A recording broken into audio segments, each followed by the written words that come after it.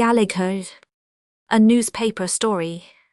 We had had so many office boys before Gallegher came among us that they had begun to lose the characteristics of individuals, and became merged in a composite photograph of small boys, to whom we applied the generic title of here, you, or you boy. We had had sleepy boys, and lazy boys, and bright, smart boys, who became so familiar on so short an acquaintance that we were forced to part with them to save our own self-respect. They generally graduated into district messenger boys, and occasionally returned to us in blue coats with nickel-plated buttons, and patronized us. But Gallegher was something different from anything we had experienced before. Gallegher was short and broad in build, with a solid muscular broadness, and not a fat and dumpy shortness. He wore perpetually on his face a happy and knowing smile, as if you and the world in general were not impressing him as seriously as you thought you were, and his eyes, which were very black and very bright, snapped intelligently at you like those of a little Blackington terrier. All Gallegher knew had been learnt on the streets, not a very good school in itself, but one that turns out very knowing scholars.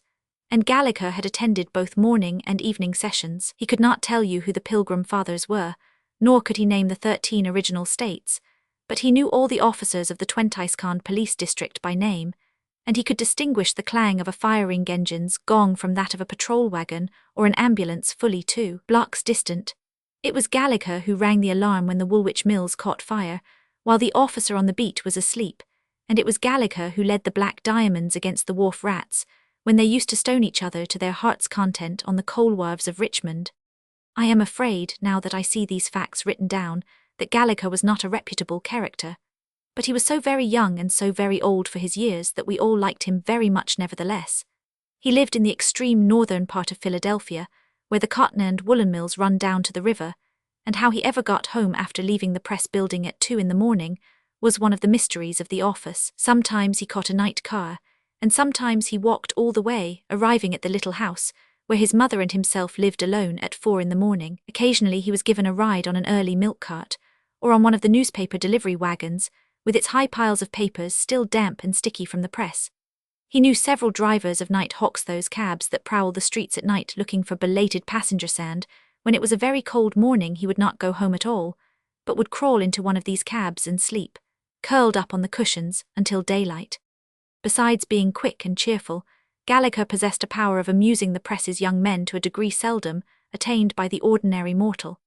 His clog-dancing on the city editor's desk, when that gentleman was upstairs fighting for 2 more columns of space, was always a source of innocent joy to us, and his imitations of the comedians of the variety halls delighted even the dramatic critic, from whom the comedians themselves failed to force a smile.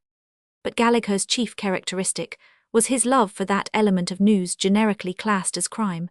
Not that he ever did anything criminal himself. On the contrary, his was rather the work of the criminal specialist, and his morbid interest in the doings of all queer characters, his knowledge of their methods, their present whereabouts, and their past deeds of transgression often rendered him a valuable ally to our police reporter, whose daily feuilletons were the only portion of the paper Gallegher deigned to read. In Gallegher the detective element was abnormally developed. He had shown this on several occasions, and to excellent purpose.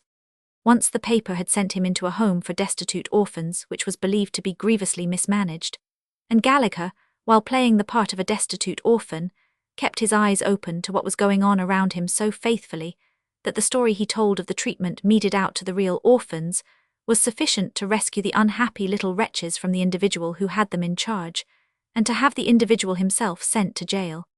Gallegher's knowledge of the aliases, terms of imprisonment, and various misdoings of the leading criminals in Philadelphia was almost as thorough as that of the chief of police himself, and he could tell to an hour when Dutchy Mac was to be let out of prison, and could identify at a glance Dick Oxford, confidence man, as Gentleman Dan, petty thief. There were, at this time, only 2 pieces of news in any of the papers. The least important of the 2 was the big fight between the champion of the United States and the would champion, arranged to take place near Philadelphia. The second was the Burbank murder, which was filling space in newspapers all over the world, from New York to Bombay. Richard F. Burbank was one of the most prominent of New York's railroad lawyers. He was also, as a matter of course, an owner of much railroad stock, and a very wealthy man. He had been spoken of as a political possibility for many high offices, and as the counsel for a great railroad, was known even further than the Great Railroad itself had stretched its system. At 6 o'clock one morning, he was found by his butler lying at the foot of the hall stairs with 2 pistol wounds above his heart.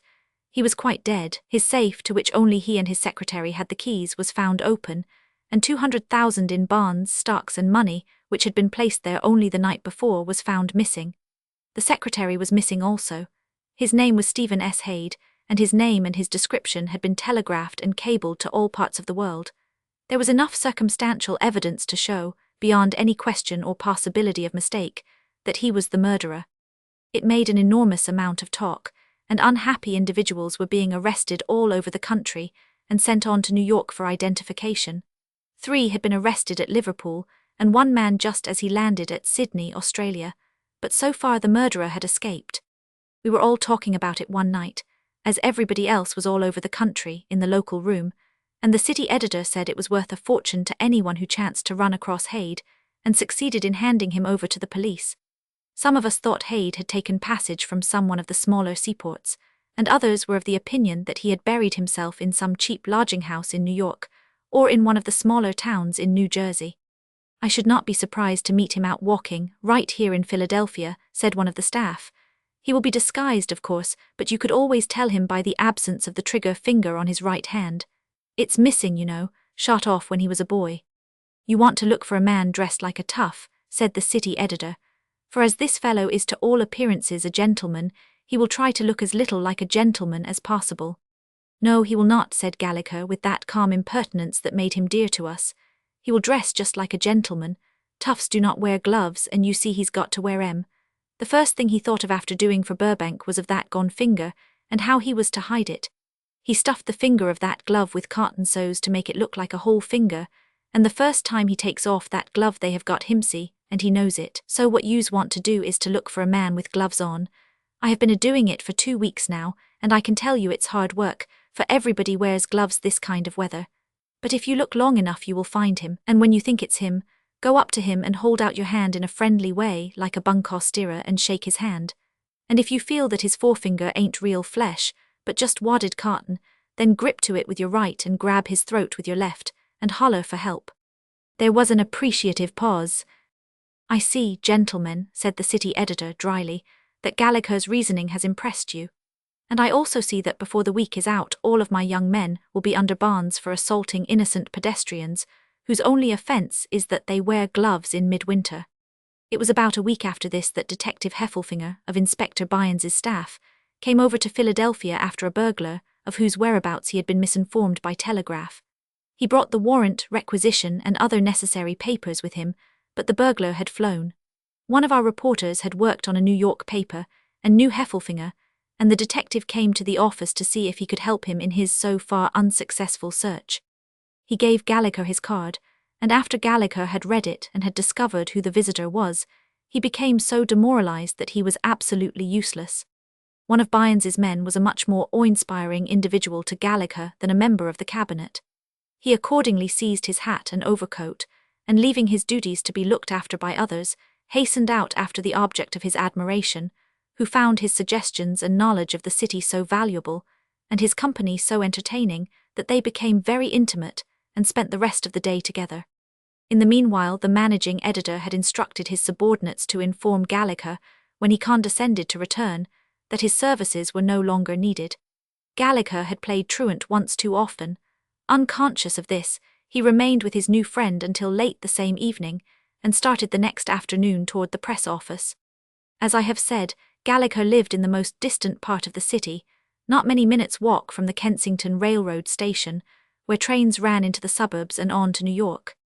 It was in front of this station that a smoothly shaven, well-dressed man brushed past Gallegher and hurried up the steps to the ticket office. He held a walking stick in his right hand, and Gallegher, who now patiently scrutinized the hands of everyone who wore gloves, saw that while 3 fingers of the man's hand were closed around the cane, the 4th stood out in almost a straight line with his palm. Gallegher stopped with a gasp and with a trembling all over his little body, and his brain asked with a throb if it could be possible. But possibilities and probabilities were to be discovered later. Now was the time for action. He was after the man in a moment, hanging at his heels and his eyes moist with excitement. He heard the man ask for a ticket to Torresdale, a little station just outside of Philadelphia, and when he was out of hearing but not out of sight, purchased one for the same place. The stranger went into the smoking car and seated himself at one end toward the door. Gallegher took his place at the opposite end. He was trembling all over and suffered from a slight feeling of nausea. He guessed it came from fright, not of any bodily harm that might come to him, but at the probability of failure in his adventure and of its most momentous possibilities. The stranger pulled his coat collar up around his ears, hiding the lower portion of his face, but not concealing the resemblance in his troubled eyes and close-shut lips to the likenesses of the murderer Hade. They reached Torresdale in half an hour, and the stranger, alighting quickly, struck off at a rapid pace down the country road leading to the station. Gallegher gave him 100-yard start, and then followed slowly after. The road ran between fields and past a few frame houses set far from the road in kitchen gardens. Once or twice the man looked back over his shoulder, but he saw only a dreary length of road with a small boy splashing through the slush in the midst of it, and stopping every now and again to throw snowballs at belated sparrows. After a 10-minutes walk, the stranger turned into a side road which led to only one place, the Eagle Inn, an old roadside hostelry known now as the headquarters for pot hunters from the Philadelphia game market and the battleground of many a cockfight. Gallegher knew the place well. He and his young companions had often stopped there when out chestnutting on holidays in the autumn. The son of the man who kept it had often accompanied them on their excursions, and though the boys of the city streets considered him a dumb lout, they respected him somewhat owing to his inside knowledge of dog and cockfights. The stranger entered the inn at a side door, and Gallegher, reaching it a few minutes later, let him go for the time being and set about finding his occasional playmate, young Kepler. Kepler's offspring was found in the woodshed. "'Tain't hard to guess what brings you out here," said the tavern-keeper's son with a grin. "It's the fight."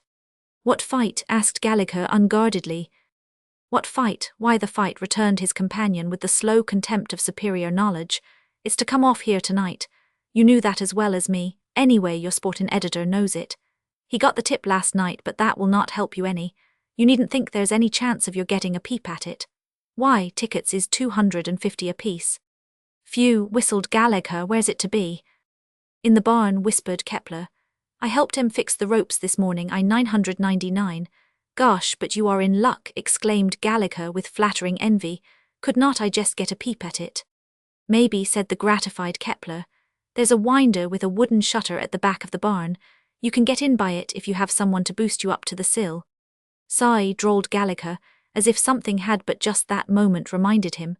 "Who's that gent who come down the road just a bit ahead of Mehim with the cape coat? Has he got anything to do with the fight?" "Him," repeated Kepler in tones of sincere disgust. "No, he ain't no sport.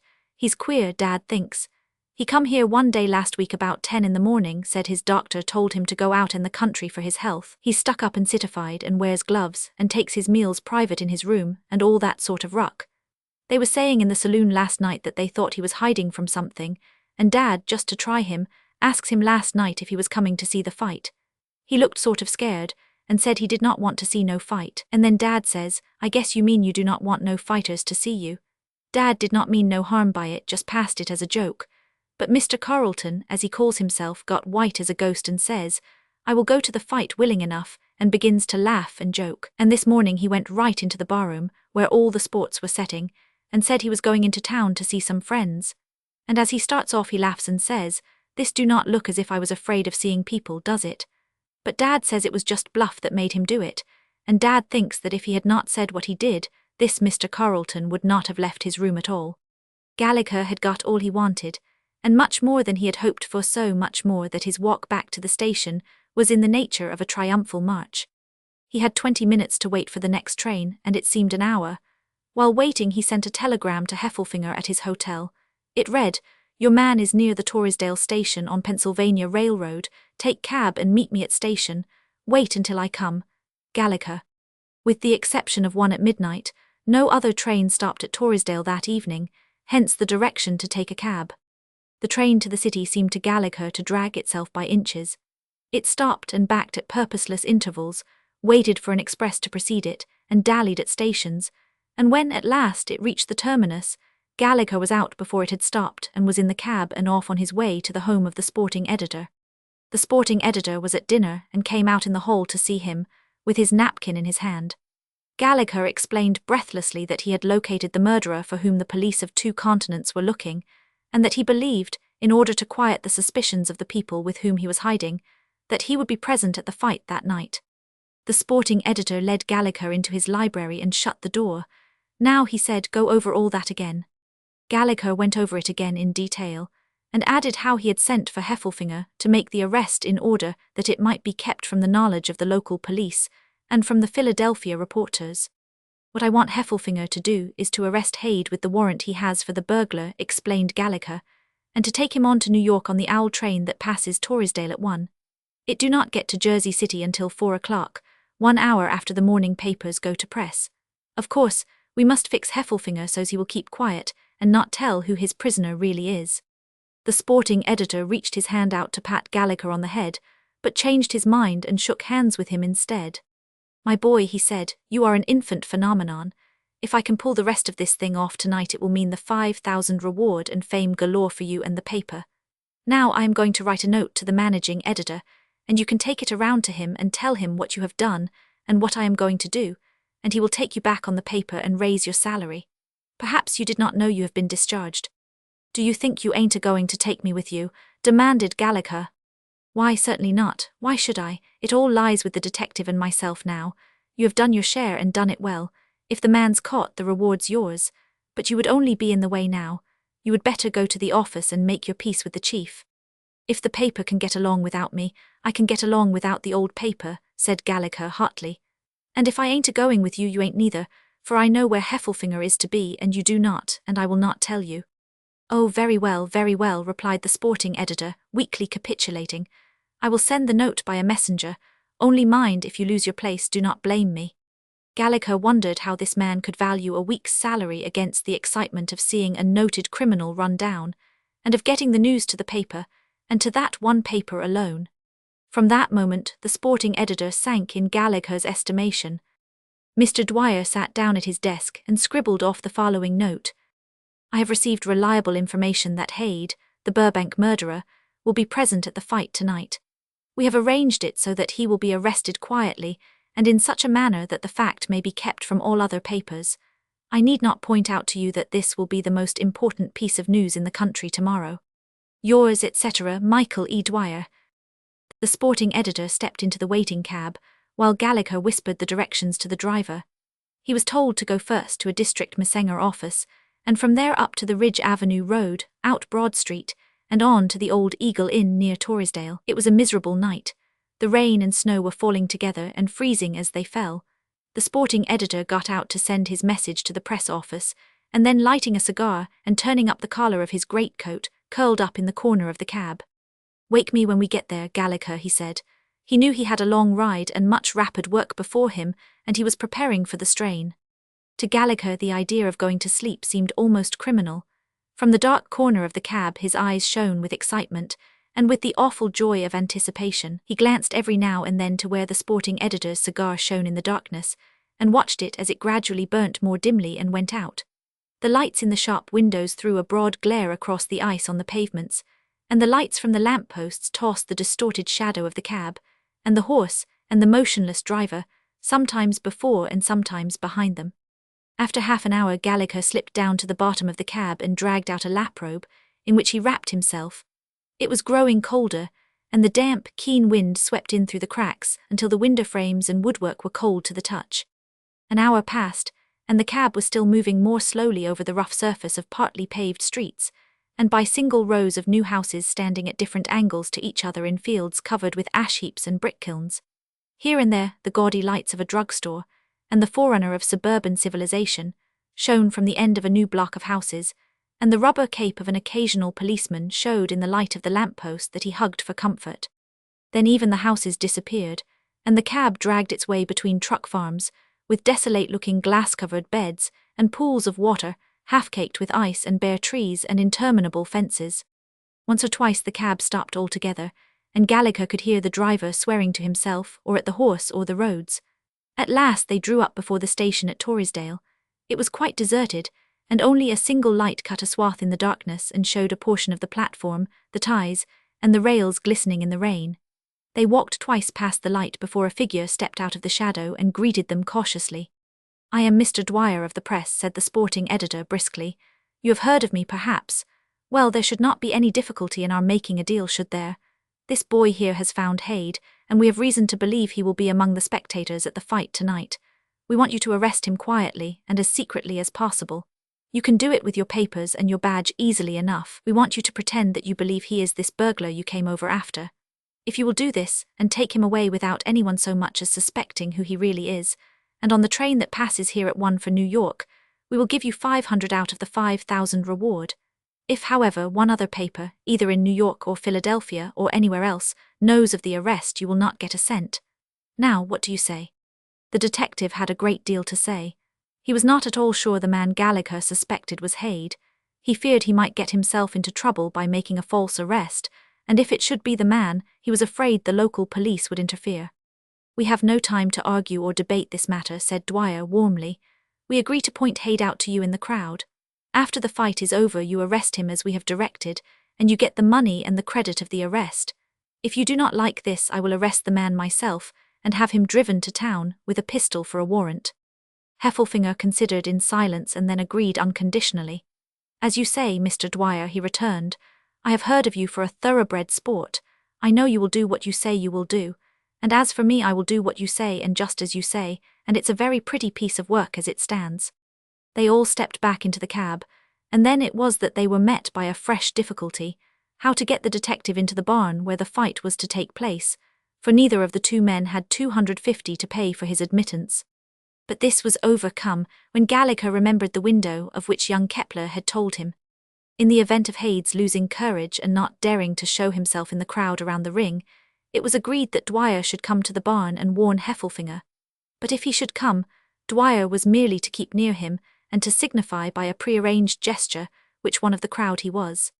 They drew up before a great black shadow of a house, dark, forbidding, and apparently deserted.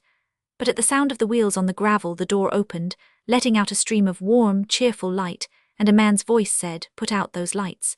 Do not use no better than that." This was Kepler, and he welcomed Mr. Dwyer with effusive courtesy. The two men showed in the stream of light, and the door closed on them, leaving the house as it was at first, black and silent, save for the dripping of the rain and snow from the eaves. The detective and Gallegher put out the cab's lamps, and led the horse toward a long, low shed in the rear of the yard, which they now noticed was almost filled with teams of many different makes, from the Hobson's choice of a livery stable to the brougham of the man about town.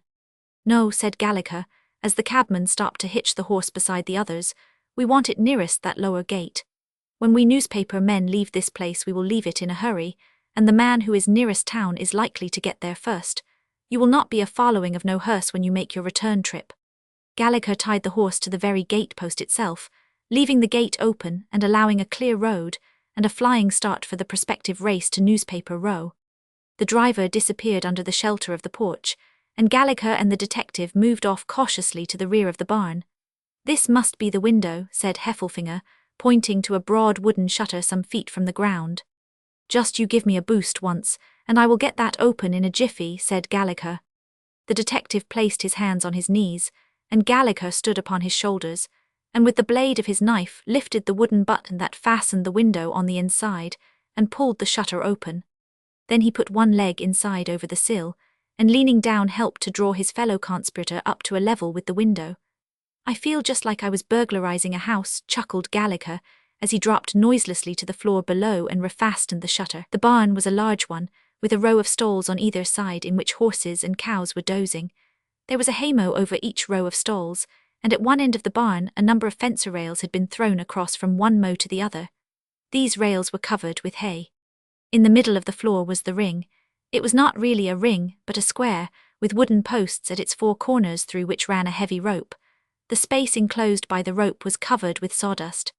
Gallegher could not resist stepping into the ring, and after stamping the sawdust once or twice, as if to assure himself that he was really there, began dancing around it, and indulging in such a remarkable series of fistic maneuvers with an imaginary adversary that the unimaginative detective precipitately backed into a corner of the barn. "Now then," said Gallegher, having apparently vanquished his foe, "you come with me." His companion followed quickly as Gallegher climbed to one of the haymows, and crawling carefully out on the fence rail, stretched himself at full length face downward. In this position, by moving the straw a little, he could look down without being himself seen upon the heads of whomsoever stood below. "This is better'n a private box, ain't it?" said Gallegher. The boy from the newspaper office and the detective lay there in silence, biting at straws and tossing anxiously on their comfortable bed. It seemed fully 2 hours before they came. Gallegher had listened without breathing, and with every muscle on a strain at least a dozen times, when some movement in the yard had led him to believe that they were at the door. And he had numerous doubts and fears. Sometimes it was that the police had learnt of the fight, and had raided Kepler's in his absence, and again it was that the fight had been postponed, or, worst of all, that it would be put off until so late that Mr. Dwyer could not get back in time for the last edition of the paper. Their coming, when at last they came, was heralded by an advance-guard of 2 sporting men, who stationed themselves at either side of the big door. "Hurry up now, gents," one of the men said with a shiver. "Do not keep this door open no longer'n is needful." It was not a very large crowd, but it was wonderfully well selected. It ran, in the majority of its component parts, to heavy white coats with pearl buttons. The white coats were shouldered by long blue coats with astrakhan fur trimmings, the wearers of which preserved a sleekness not remarkable when one considers that they believed everyone else present to be either a crook or a prize-fighter. There were well-fed, well-groomed clubmen and brokers in the crowd, a politician or two, a popular comedian with his manager, amateur boxers from the athletic clubs, and quiet, close-mouthed sporting men from every city in the country. Their names, if printed in the papers, would have been as familiar as the types of the papers themselves. And among these men, whose only thought was of the brutal sport to come, was Hade, with Dwyer standing at ease at his shoulder, Hade, white and visibly in deep anxiety, hiding his pale face beneath a cloth travelling cap, and with his chin muffled in a woolen scarf. He had dared to come because he feared his danger from the already suspicious Kepler was less than if he stayed away. And so he was there, hovering restlessly on the border of the crowd, feeling his danger and sick with fear. When Heffelfinger first saw him, he started up on his hands and elbows, and made a movement forward as if he would leap down then and there, and carry off his prisoner single-handed. "Lie down," growled Gallegher. "An officer of any sort would not live 3 minutes in that crowd." The detective drew back slowly and buried himself again in the straw, but never once through the long fight which followed did his eyes leave the person of the murderer. The newspaper men took their places in the foremost row close around the ring, and kept looking at their watches and begging the master of ceremonies to shake it up. There was a great deal of betting, and all of the men handled the great roll of bills they wagered with a flippant recklessness, which could only be accounted for in Gallegher's mind by temporary mental derangement. Someone pulled a box out into the ring, and the master of ceremonies mounted it, and pointed out in forcible language that as they were almost all already under bonds to keep the peace, it behooved all to curb their excitement and to maintain a severe silence, unless they wanted to bring the police upon them and have themselves sent down for a year or 2. Then 2 very disreputable-looking persons tossed their respective principals' high hats into the ring, and the crowd, recognizing in this relic of the days when brave knights threw down their gauntlets in the lists as only a sign that the fight was about to begin, cheered tumultuously. This was followed by a sudden surging forward, and a mutter of admiration much more flattering than the cheers had been, when the principals followed their hats, and slipping out of their greatcoats, stood forth in all the physical beauty of the perfect brute. Their pink skin was as soft and healthy-looking as a baby's, and glowed in the lights of the lanterns like tinted ivory, and underneath this silken covering the great biceps and muscles moved in and out, and looked like the coils of a snake around the branch of a tree. Gentleman and blackguard shouldered each other for a nearer view. The coachmen, whose metal buttons were unpleasantly suggestive of police, put their hands, in the excitement of the moment, on the shoulders of their masters. The perspiration stood out in great drops on the foreheads of the backers, and the newspaper men bit somewhat nervously at the ends of their pencils. And in the stalls the cows munched contentedly at their cuds, and gazed with gentle curiosity at their 2 fellow brutes, who stood waiting the signal to fall upon, and kill each other if need be, for the delectation of their brothers. "Take your places," commanded the master of ceremonies. In the moment in which the 2 men faced each other the crowd became so still that, save for the beating of the rain upon the shingled roof and the stamping of a horse in one of the stalls, the place was as silent as a church. "Time," shouted the master of ceremonies. The 2 men sprang into a posture of defence, which was lost as quickly as it was taken, One great arm shot out like a piston rod. There was the sound of bare fists beating on naked flesh. There was an exultant indrawn gasp of savage pleasure and relief from the crowd, and the great fight had begun. How the fortunes of war rose and fell, and changed and rechanged that night, is an old story to those who listen to such stories, and those who do not will be glad to be spared the telling of it. It was, they say, one of the bitterest fights between two men that this country has ever known. But all that is of interest here is that after an hour of this desperate, brutal business, the champion ceased to be the favourite. The man whom he had taunted and bullied, and for whom the public had but little sympathy, was proving himself a likely winner, and under his cruel blows, as sharp and clean as those from a cutlass, his opponent was rapidly giving way. The men about the ropes were past all control now. They drowned Kepler's petitions for silence with oaths and in inarticulate shouts of anger, as if the blows had fallen upon them, and in mad rejoicings they swept from one end of the ring to the other, with every muscle leaping in unison with those of the man they favoured. And when a New York correspondent muttered over his shoulder that this would be the biggest sporting surprise since the Heenan Sayers fight, Mr. Dwyer nodded his head sympathetically in assent. In the excitement and tumult, it is doubtful if any heard the 3 quickly repeated blows that fell heavily from the outside upon the big doors of the barn. If they did, it was already too late to mend matters, for the door fell, torn from its hinges, and as it fell a captain of police sprang into the light from out of the storm, with his lieutenants and their men crowding close at his shoulder. In the panic and stampede that followed, several of the men stood as helplessly immovable as though they had seen a ghost. Others made a mad rush into the arms of the officers and were beaten back against the ropes of the ring. Others dived headlong into the stalls, among the horses and cattle, and still others shoved the rolls of money they held into the hands of the police and begged like children to be allowed to escape. The instant the door fell and the raid was declared, Heffelfinger slipped over the cross rails on which he had been lying, hung for an instant by his hands, and then dropped into the centre of the fighting mob on the floor. He was out of it in an instant with the agility of a pickpocket, was across the room and at Hade's throat like a dog. The murderer, for the moment, was the calmer man of the two. Here he panted, hands off now. There's no need for all this violence. There's no great harm in looking at a fight, is there? There's $100 bill in my right hand. Take it and let me slip out of this. No one is looking. Here. But the detective only held him the closer. I want you for burglary, he whispered under his breath. You have got to come with me now and quick. The less fuss you make, the better for both of us. If you do not know who I am, you can feel my badge under my coat there. I have got the authority. It's all regular, and when we are out of this DD row I will show you the papers.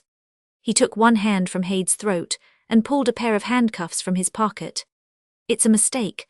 This is an outrage, gasped the murderer, white and trembling but dreadfully alive and desperate for his liberty. Let me go, I tell you, take your hands off of me. Do I look like a burglar, you fool? I know who you look like, whispered the detective, with his face close to the face of his prisoner. Now will you go easy as a burglar, or shall I tell these men who you are and what I do want you for? Shall I call out your real name or not? Shall I tell them? Quick, speak up, shall I? There was something so exultant, something so unnecessarily savage in the officer's face that the man he held saw that the detective knew him for what he really was, and the hands that had held his throat slipped down around his shoulders, or he would have fallen. The man's eyes opened and closed again, and he swayed weakly backward and forward, and choked as if his throat were dry and burning. Even to such a hardened connoisseur in crime as Gallegher, who stood closely by, drinking it in, there was something so abject in the man's terror that he regarded him with what was almost a touch of pity. For God's sake, Hade begged, let me go. Come with me to my room and I will give you half the money. I will divide with you fairly. We can both get away. There's a fortune for both of us there. We both can get away. You will be rich for life. Do you understand, for life? But the detective, to his credit, only shut his lips the tighter. That's enough, he whispered in return. That's more than I expected. You have sentenced yourself already. Come. 2 officers in uniform barred their exit at the door, but Heffelfinger smiled easily and showed his badge. One of Bynes's men, he said in explanation, came over expressly to take this chap. He's a burglar, Arlie Lane alias Carlton. I have shown the papers to the captain. It's all regular. I am just going to get his traps at the hotel and walk him over to the station. I guess we will push right on to New York tonight. The officers nodded and smiled their admiration for the representative of what is, perhaps, the best detective force in the world, and let him pass. Then Heffelfinger turned and spoke to Gallegher, who still stood as watchful as a dog at his side. "I am going to his room to get the bonds and stuff," he whispered. "Then I will march him to the station and take that train. I have done my share, do not forget yours." "Oh, you will get your money right enough," said Gallegher. "And sigh," he added with the appreciative nod of an expert, "do you know, you did it rather well."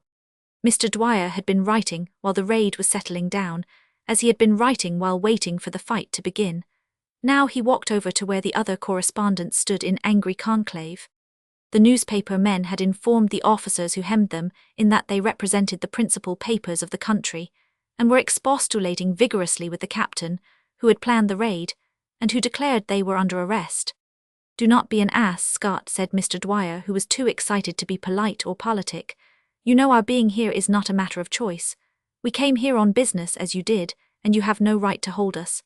"If we do not get our stuff on the wire at once," protested a New York man, "we will be too late for tomorrow's paper and—" Captain Scott said he did not care a profanely small amount for tomorrow's paper, and that all he knew was that to the station house the newspaper men would go. There they would have a hearing, and if the magistrate chose to let them off, that was the magistrate's business, but that his duty was to take them into custody. "But then it will be too late, do not you understand?" shouted Mr. Dwyer. "You have got to let us go now at once." "I cannot do it, Mr. Dwyer," said the captain, "and that's all there is to it. Why have not I just sent the president of the Junior Republican Club to the patrol wagon, the man that put this coat on me, and do you think I can let you fellows go after that? You were all put under bonds to keep the peace not 3 days ago, and here you are at it fighting like badgers. It's worth my place to let one of you off." What Mr. Dwyer said next was so uncomplimentary to the gallant Captain Scott that overwrought individual seized the sporting editor by the shoulder and shoved him into the hands of 2 of his men. This was more than the distinguished Mr. Dwyer could brook, and he excitedly raised his hand in resistance. But before he had time to do anything foolish, his wrist was gripped by one strong little hand, and he was conscious that another was picking the pocket of his greatcoat. He slapped his hands to his sides, and looking down, saw Gallegher standing close behind him and holding him by the wrist. Mr. Dwyer had forgotten the boy's existence, and would have spoken sharply if something in Gallegher's innocent eyes had not stopped him. Gallegher's hand was still in that pocket, in which Mr. Dwyer had shoved his notebook filled with what he had written of Gallegher's work and Hade's final capture, and with a running descriptive account of the fight. With his eyes fixed on Mr. Dwyer, Gallegher drew it out, and with a quick movement shoved it inside his waistcoat. Mr. Dwyer gave a nod of comprehension, then glancing at his 2 guardsmen, and finding that they were still interested in the wordy battle of the correspondents with their chief, and had seen nothing, he stooped and whispered to Gallegher, "The forms are locked at 20 minutes to 3. If you do not get there by that time it will be of no use, but if you are on time you will beat the town and the country too." Gallegher's eyes flashed significantly, and nodding his head to show he understood, started boldly on a run toward the door. But the officers who guarded it brought him to an abrupt halt, and much to Mr. Dwyer's astonishment, drew from him what was apparently a torrent of tears. "Let me go to me father, I want me father," the boy shrieked hysterically. "They have arrested father. Oh, daddy, daddy, they are agoing to take you to prison." "Who is your father, sonny?" asked one of the guardians of the gate. "Kepler's me father," sobbed Gallegher. "They are agoing to lock him up, and I will never see him no more." "Oh yes, you will," said the officer good-naturedly. "He's there in that first patrol wagon. You can run over and say good night to him, and then you would better get to bed. This ain't no place for kids of your age." "Thank you, sir," sniffed Gallegher tearfully, as the 2 officers raised their clubs and let him pass out into the darkness. The yard outside was in a tumult. Horses were stamping and plunging and backing the carriages into one another. Lights were flashing from every window of what had been apparently an uninhabited house, and the voices of the prisoners were still raised in angry expostulation. 3 police patrol wagons were moving about the yard, filled with unwilling passengers who sat or stood, packed together like sheep, and with no protection from the sleet and rain. Gallegher stole off into a dark corner, and watched the scene until his eyesight became familiar with the position of the land.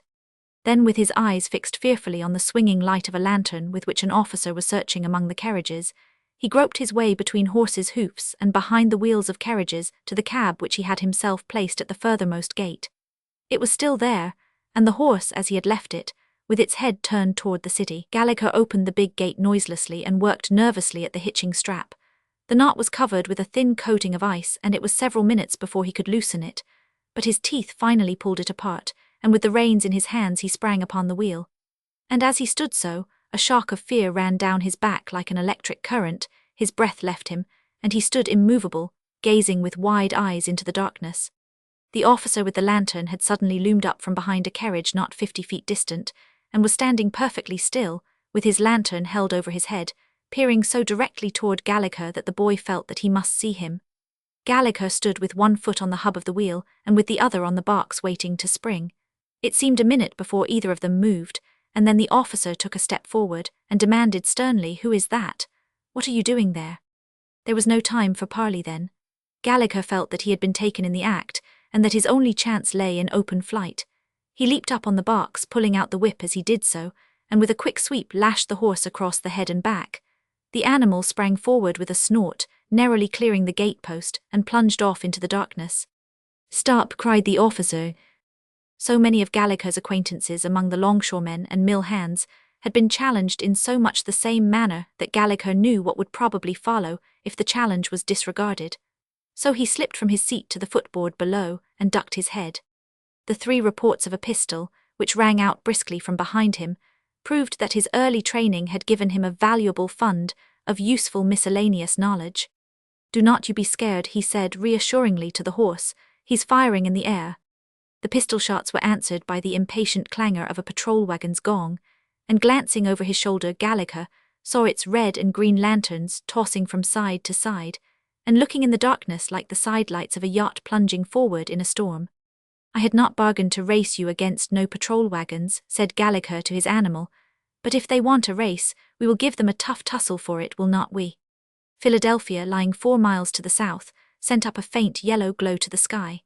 It seemed very far away, and Gallegher's braggadocio grew cold within him at the loneliness of his adventure and the thought of the long ride before him. It was still bitterly cold. The rain and sleet beat through his clothes and struck his skin with a sharp, chilling touch that set him trembling. Even the thought of the overweighted patrol wagon probably sticking in the mud some safe distance in the rear failed to cheer him, and the excitement that had so far made him callous to the cold died out and left him weaker and nervous. But his horse was chilled with the long standing, and now leaped eagerly forward, only too willing to warm the half-frozen blood in its veins. "You are a good beast," said Gallegher plaintively. "You have got more nerve than me. Do not you go back on me now.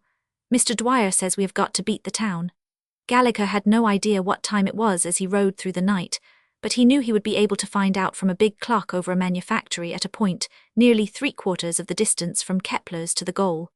He was still in the open country and driving recklessly, for he knew the best part of his ride must be made outside the city limits. He raced between desolate-looking cornfields with bare stalks and patches of muddy earth rising above the thin covering of snow. Truck farms and brickyards fell behind him on either side. It was very lonely work, and once or twice the dogs ran yelping to the gates and barked after him. Part of his way lay parallel with the railroad tracks, and he drove for some time beside long lines of freight and coal cars as they stood resting for the night. The fantastic Queen Anne suburban stations were dark and deserted, but in 1 or 2 of the block tours he could see the operators writing at their desks, and the sight in some way comforted him. Once he thought of stopping to get out the blanket in which he had wrapped himself on the first trip, but he feared to spare the time, and drove on with his teeth chattering and his shoulders shaking with the cold. He welcomed the first solitary row of darkened houses with a faint cheer of recognition. The scattered lampposts lightened his spirits, and even the badly paved streets rang under the beats of his horse's feet like music. Great mills and manufactories, with only a night watchman's light in the lowest of their many stories, began to take the place of the gloomy farmhouses and gaunt trees that had startled him with their grotesque shapes. He had been driving nearly an hour, he calculated, and in that time the rain had changed to a wet snow that fell heavily and clung to whatever it touched. He passed block after block of trim workmen's houses, as still and silent as the sleepers within them, and at last he turned the horse's head into Broad Street, the city's great thoroughfare, that stretches from its one end to the other and cuts it evenly in 2. He was driving noiselessly over the snow and slush in the street, with his thoughts bent only on the clock face he wished so much to see, when a hoarse voice challenged him from the sidewalk. "Hey, you, stop there, hold up," said the voice. Gallegher turned his head, and though he saw that the voice came from under a policeman's helmet, his only answer was to hit his horse sharply over the head with his whip and to urge it into a gallop. This on his part was followed by a sharp, shrill whistle from the policeman. Another whistle answered it from a street corner 1 block ahead of him. "Whoa," said Gallegher, pulling on the reins. "There's one too many of them," he added in apologetic explanation. The horse stopped and stood, breathing heavily, with great clouds of steam rising from its flanks. "Why in hell did not you stop when I told you to?" demanded the voice, now close at the cab's side. "I did not hear you," returned Gallegher sweetly. "But I heard you whistle, and I heard your partner whistle, and I thought maybe it was me you wanted to speak to, so I just stopped." "You heard me well enough. Why are not your lights lit?" demanded the voice. "Should I have him lit?" asked Gallegher, bending over and regarding them with sudden interest. "You know you should, and if you do not, you have no right to be driving that cab. I do not believe you are the regular driver anyway. Where would you get it?" "It ain't my cab, of course," said Gallegher with an easy laugh. "It's Luke McGovern's. He left it outside Cronin's while he went in to get a drink, and he took too much, and me father told me to drive it round to the stable for him. I am Cronin's son. McGovern ain't in no condition to drive. You can see yourself how he's been misusing the horse. He puts it up at Bachman's livery stable, and I was just going around there now." Gallegher's knowledge of the local celebrities of the district confused the zealous officer of the peace. He surveyed the boy with a steady stare that would have distressed a less skillful liar, but Gallegher only shrugged his shoulders slightly, as if from the cold, and waited with apparent indifference to what the officer would say next. In reality, his heart was beating heavily against his side, and he felt that if he was kept on a strain much longer he would give way and break down. A second snow-covered form emerged suddenly from the shadow of the houses. "What is it, reader?" it asked. "Oh, nothing much," replied the first officer. "This kid had not any lamps lit, so I called to him to stop and he did not do it, so I whistled to you. It's all right, though. He's just taking it round to Bachman's. Go ahead," he added sulkily. "Get up," chirped Gallegher. "Good night," he added over his shoulder. Gallegher gave an hysterical little gasp of relief as he trotted away from the 2 policemen, and poured bitter maledictions on their heads for 2 meddling fools as he went. "They might as well kill a man as scare him to death," he said, with an attempt to get back to his customary flippancy. But the effort was somewhat pitiful, and he felt guiltily conscious that a salt, warm tear was creeping slowly down his face, and that a lump that would not keep down was rising in his throat. "'Tain't no fair thing for the whole police force to keep worrying at a little boy like me," he said in shamefaced apology. "I am not doing nothing wrong, and I am half froze to death, and yet they keep nagging at me." It was so cold that, when the boy stamped his feet against the footboard to keep them warm, sharp pains shot up through his body, and when he beat his arms about his shoulders, as he had seen real cabmen do, the blood in his fingertips tingled so acutely that he cried aloud with the pain. He had often been up that late before, but he had never felt so sleepy. It was as if someone was pressing a sponge heavy with chloroform near his face, and he could not fight off the drowsiness that lay hold of him. He saw, dimly hanging above his head, a round disk of light that seemed like a great moon, and which he finally guessed to be the clock face for which he had been on the lookout. He had passed it before he realized this, but the fact stirred him into wakefulness again, and when his cab's wheels slipped around the City Hall corner, he remembered to look up at the other big clock face that keeps awake over the railroad station and measures out the night. He gave a gasp of consternation when he saw that it was 2:30, and that there was but 10 minutes left to him. This, and the many electric lights and the sight of the familiar pile of buildings, startled him into a semi-consciousness of where he was and how great was the necessity for haste. He rose in his seat and called on the horse, and urged it into a reckless gallop over the slippery asphalt. He considered nothing else but speed, and looking neither to the left nor right dashed off down Broad Street into Chestnut, where his course lay straight away to the office, now only 7 blocks distant. Gallegher never knew how it began, but he was suddenly assaulted by shouts on either side. His horse was thrown back on its haunches, and he found 2 men in cabman's livery hanging at its head, and patting its sides and calling it by name. And the other cabmen who have their stand at the corner were swarming about the carriage, all of them talking and swearing at once, and gesticulating wildly with their whips. They said they knew the cab was McGovern's, and they wanted to know where he was, and why he was not on it. They wanted to know where Gallegher had stolen it, and why he had been such a fool as to drive it into the arms of its owner's friends. They said that it was about time that a cab driver could get off his box to take a drink without having his cab run away with, and some of them called loudly for a policeman to take the young thief in charge. Gallegher felt as if he had been suddenly dragged into consciousness out of a bad dream, and stood for a second like a half-awakened somnambulist. They had stopped the cab under an electric light, and its glare shone coldly down upon the trampled snow and the faces of the men around him. Gallegher bent forward and lashed savagely at the horse with his whip. "Let me go," he shouted as he tugged impotently at the reins. "Let me go, I tell you. I have not stole no cab and you have got no right to stop me.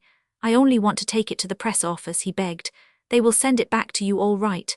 They will pay you for the trip. I am not running away with it. The driver's got the carlas rested and I am only a-going to the press office. Do you hear me?" he cried, his voice rising and breaking in a shriek of passion and disappointment. "I tell you to let go those reins. Let me go or I will kill you. Do you hear me? I will kill you." And leaning forward, the boy struck savagely with his long whip at the faces of the men about the horse's head. Someone in the crowd reached up and caught him by the ankles, and with a quick jerk pulled him off the box and threw him on to the street. But he was up on his knees in a moment and caught at the man's hand. "Do not let them stop me, mister," he cried. "Please let me go. I did not steal the cab, sir. Help me, I did not. I am telling you the truth. Take me to the press office and they will prove it to you. They will pay you anything you ask 'em. It's only such a little ways now and I have come so far, sir. Please do not let them stop me," he sobbed, clasping the man about the knees. "For heaven's sake, mister, let me go." The managing editor of the press took up the indie-rubber speaking tube at his side, and answered, not yet to an inquiry the night editor had already put to him 5 times within the last 20 minutes. Then he snapped the metal top of the tube impatiently and went upstairs. As he passed the door of the local room, he noticed that the reporters had not gone home, but were sitting about on the tables and chairs, waiting. They looked up inquiringly as he passed, and the city editor asked, "Any news yet?" And the managing editor shook his head. The compositors were standing idle in the composing room, and their foreman was talking with the night editor. "Well," said that gentleman tentatively. "Well," returned the managing editor, "I do not think we can wait, do you?" "It's a half-hour after time now," said the night editor, "and we will miss the suburban trains if we hold the paper back any longer. We cannot afford to wait for a purely hypothetical story. The chances are all against the fights having taken place or this Hades having been arrested." "But if we are beaten on it," suggested the chief. "But I do not think that is possible. If there were any story to print, Dwyer would have had it here before now." The managing editor looked steadily down at the floor. "Very well," he said slowly, "we will not wait any longer. Go ahead," he added, turning to the foreman with a sigh of reluctance. The foreman whirled himself about and began to give his orders, but the 2 editors still looked at each other doubtfully. As they stood so, there came a sudden shout, and the sound of people running to and fro in the repertorial rooms below. There was the tramp of many footsteps on the stairs, and above the confusion they heard the voice of the city editor telling someone to run to Madden's and get some brandy, quick. No one in the composing room said anything, but those compositors who had started to go home began slipping off their overcoats, and everyone stood with his eyes fixed on the door. It was kicked open from the outside, and in the doorway stood a cab driver and the city editor, supporting between them a pitiful little figure of a boy, wet and miserable, and with the snow melting on his clothes and running in little pools to the floor. "Why, it's Gallegher," said the night editor, in a tone of the keenest disappointment. Gallegher shook himself free from his supporters and took an unsteady step forward, his fingers fumbling stiffly with the buttons of his waistcoat. "Mr. Dwyer, sir," he began faintly, with his eyes fixed fearfully on the managing editor. "He got arrested and I could not get here no sooner, 'cause they kept a-stopping me, and they took me cab from under me." But he pulled the notebook from his breast and held it out with its covers damp and limp from the rain. "But we got Haid, and here's Mr. Dwyer's copy." And then he asked with a queer note in his voice, partly of dread and partly of hope, "Am I in time, sir?" The managing editor took the book and tossed it to the foreman, who ripped out its leaves and dealt them out to his men as rapidly as a gambler deals out cards. Then the managing editor stooped and picked Gallegher up in his arms, and, sitting down, began to unlace his wet and muddy shoes. Gallegher made a faint effort to resist this degradation of the managerial dignity, but his protest was a very feeble one, and his head fell back heavily on the managing editor's shoulder. To Gallegher the incandescent lights began to whirl about in circles, and to burn in different colours. The faces of the reporters kneeling before him and chafing his hands and feet grew dim and unfamiliar, and the roar and rumble of the great presses in the basement sounded far away, like the murmur of the sea. And then the place and the circumstances of it came back to him again sharply and with sudden vividness. Gallegher looked up with a faint smile into the managing editor's face. "You will not turn me off for running away, will you?" he whispered. The managing editor did not answer immediately. His head was bent, and he was thinking, for some reason or other, of a little boy of his own, at home in bed. Then he said quietly, "Not this time, Gallegher." Gallegher's head sank back comfortably on the older man's shoulder, and he smiled comprehensively at the faces of the young men crowded around him. "You had not ought to," he said, with a touch of his old impudence, "'cause I beat the town. A walk up the avenue." He came down the steps slowly, and pulling mechanically at his gloves. He remembered afterwards that some woman's face had nodded brightly to him from a passing brougham, and that he had lifted his hat through force of habit, and without knowing who she was. He stopped at the bottom of the steps and stood for a moment uncertainly, and then turned toward the north, not because he had any definite goal in his mind, but because the other way led toward his rooms, and he did not want to go there yet. He was conscious of a strange feeling of elation, which he attributed to his being free, and to the fact that he was his own master again in everything. And with this, he confessed to a distinct feeling of littleness, of having acted meanly or unworthily of himself or of her. And yet he had behaved well, even quixotically. He had tried to leave the impression with her that it was her wish, and that she had broken with him, not he with her. He held a man who threw a girl over as something contemptible, and he certainly did not want to appear to himself in that light, or, for her sake, that people should think he had tired of her, or found her wanting in any one particular. He knew only too well how people would talk, how they would say he had never really cared for her, that he did not know his own mind when he had proposed to her, and that it was a great deal better for her as it is than if he had grown out of humour with her later. As to their saying she had jilted him, he did not mind that. He much preferred they should take that view of it, and he was chivalrous enough to hope she would think so too. He was walking slowly, and had reached 30th Street. A great many young girls and women had bowed to him or nodded from the passing carriages, but it did not tend to disturb the measure of his thoughts. He was used to having people put themselves out to speak to him. Everybody made a point of knowing him, not because he was so very handsome and well-looking and an overpopular youth, but because he was as yet unspoiled by it. But in any event, he concluded it was a miserable business. Still, he had only done what was right. He had seen it coming on for a month now, and how much better it was that they should separate now than later, or that they should have had to live separated in all but location for the rest of their lives. Yes, he had done the right thing, decidedly the only thing to do. He was still walking up the avenue, and had reached 3rd Iscon Street, at which point his thoughts received a sudden turn. A half-dozen men in a club window nodded to him, and brought to him sharply what he was going back to.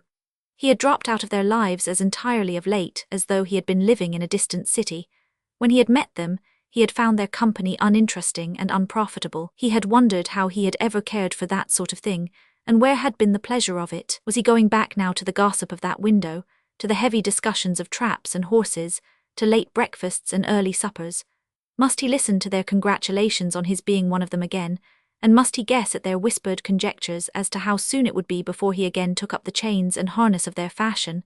He struck the pavement sharply with his stick. No, he was not going back.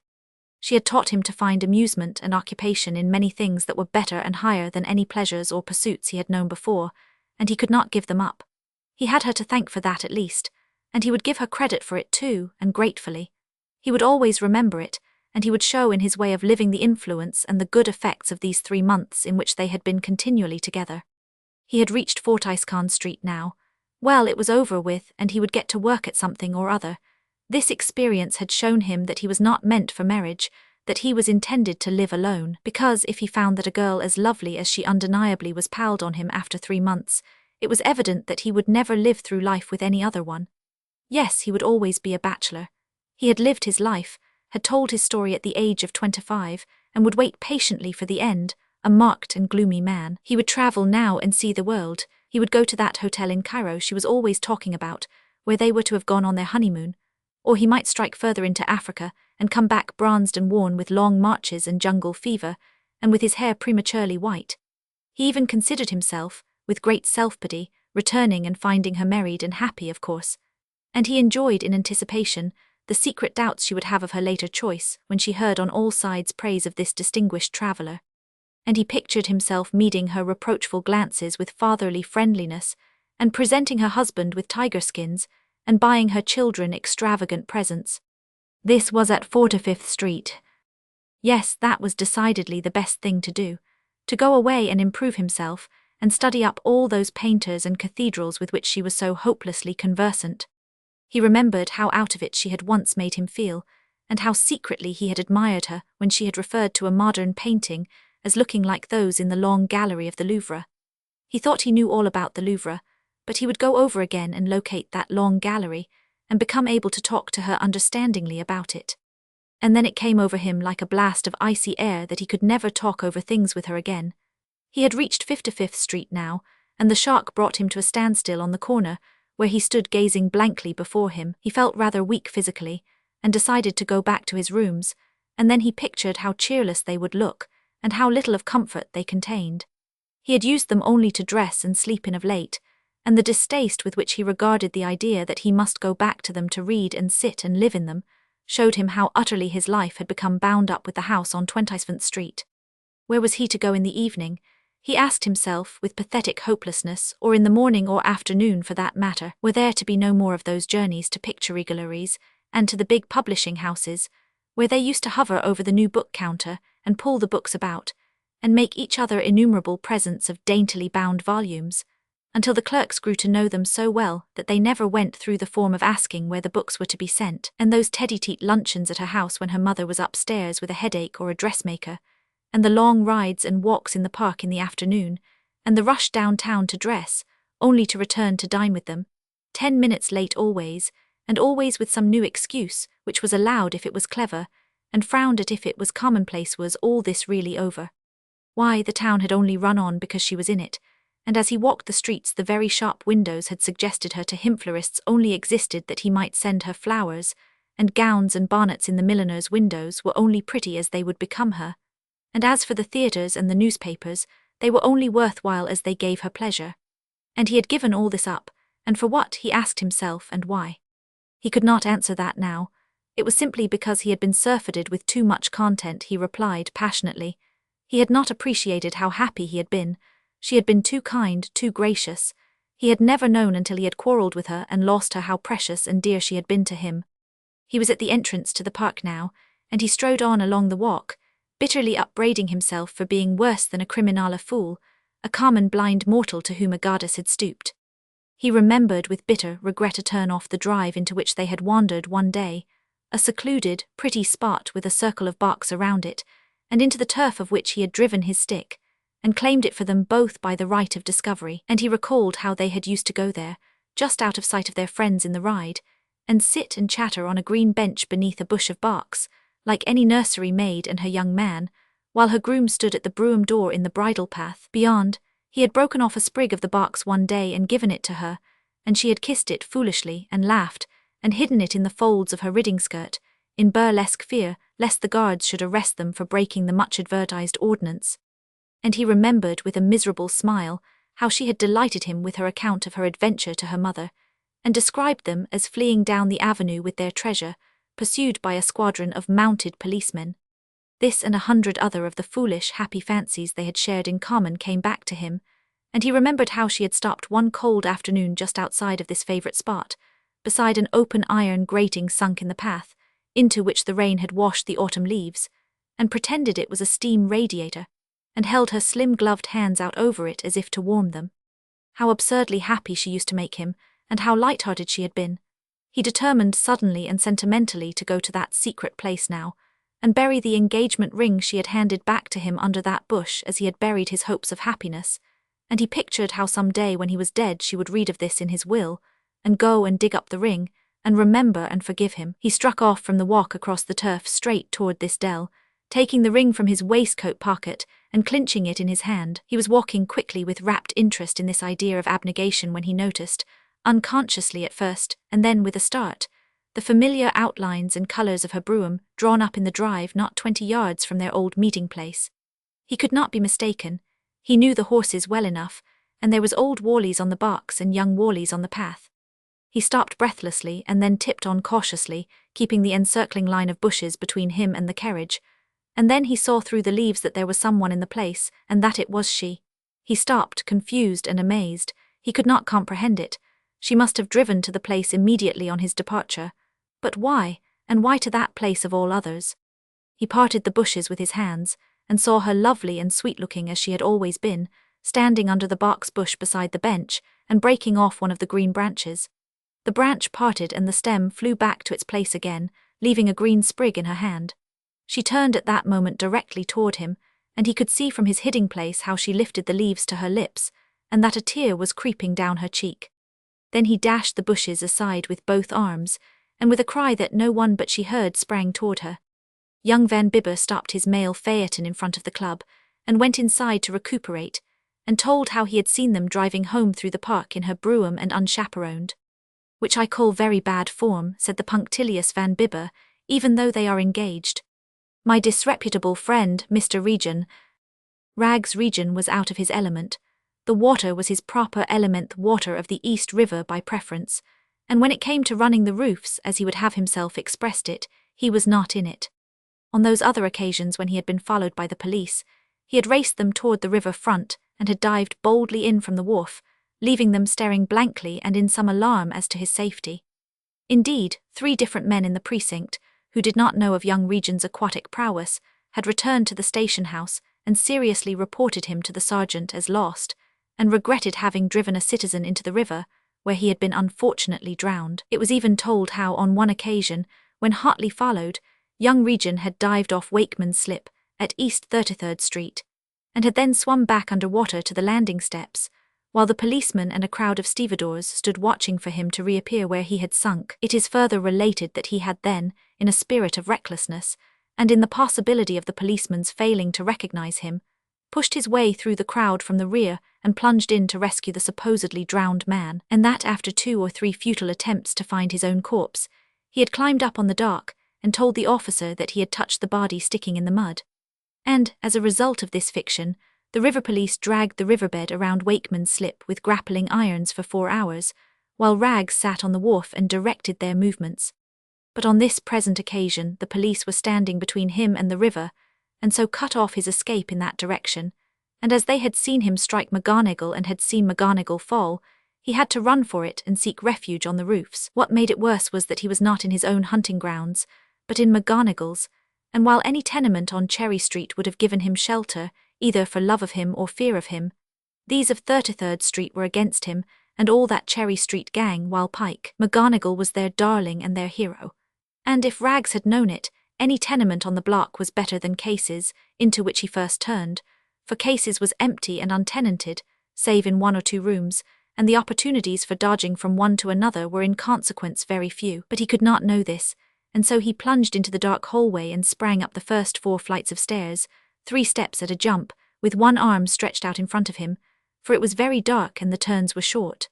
On the 4th floor he fell headlong over a bucket with a broom sticking in it, and cursed whoever left it there. There was a ladder leading from the 6th floor to the roof, and he ran up this and drew it after him as he fell forward out of the wooden trap that opened on the flat tin roof like a companionway of a ship. The chimneys would have hidden him, but there was a policeman's helmet coming up from another companionway, and he saw that the Italians hanging out of the windows of the other tenements were pointing at him and showing him to the officer. So he hung by his hands and dropped back again. It was not much of a fall, but it jarred him, and the race he had already run had nearly taken his breath from him. For Rags did not live a life calculated to fit young men for sudden trials of speed. He stumbled back down the narrow stairs, and with a vivid recollection of the bucket he had already fallen upon, felt his way cautiously with his hands and with one foot stuck out in front of him. If he had been in his own bailiwick, he would have rather enjoyed the tense excitement of the chase than otherwise, for there he was at home and knew all the crosscuts and where to find each broken paling in the roof fences and all the traps in the roofs. But here he was running in a maze, and what looked like a safe passageway might throw him head-on into the outstretched arms of the officers. And while he felt his way, his mind was terribly acute to the fact that as yet no door on any of the landings had been thrown open to him, either curiously or hospitably as offering a place of refuge. He did not want to be taken, but in spite of this he was quite cool, and so, when he heard quick, heavy footsteps beating up the stairs, he stopped himself suddenly by placing one hand on the side of the wall and the other on the banister and halted, panting. He could distinguish from below the high voices of women and children and excited men in the street, and as the steps came nearer, he heard someone lowering the ladder he had thrown upon the roof to the 6th floor and preparing to descend. "Ah," snarled Regan, panting and desperate, "You think you have me now, sure do not you?" It rather frightened him to find the house so silent, for save the footsteps of the officers, descending and ascending upon him, he seemed to be the only living person in all the dark, silent building. He did not want to fight. He was under heavy bonds already to keep the peace, and this last had surely been in self-defense, and he felt he could prove it. What he wanted now was to get away, to get back to his own people, and to lie hidden in his own cellar or garret, where they would feed and guard him until the trouble was over. And still, like the two ends of a vice, the representatives of the law were closing in upon him. He turned the knob of the door opening to the landing on which he stood and tried to push it in, but it was locked. Then he stepped quickly to the door on the opposite side and threw his shoulder against it. The door opened, and he stumbled forward sprawling. The room in which he had taken refuge was almost bare and very dark.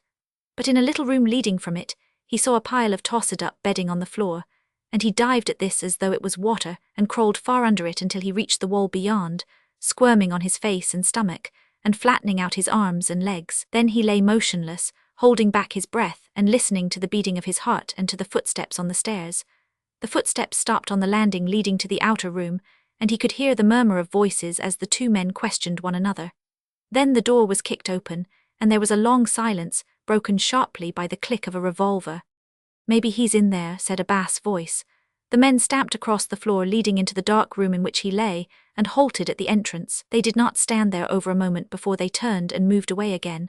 But to Regin, lying with blood vessels choked, and with his hand pressed across his mouth, it seemed as if they had been contemplating and enjoying his agony for over an hour. "I was in this place not more than 12 hours ago," said one of them easily.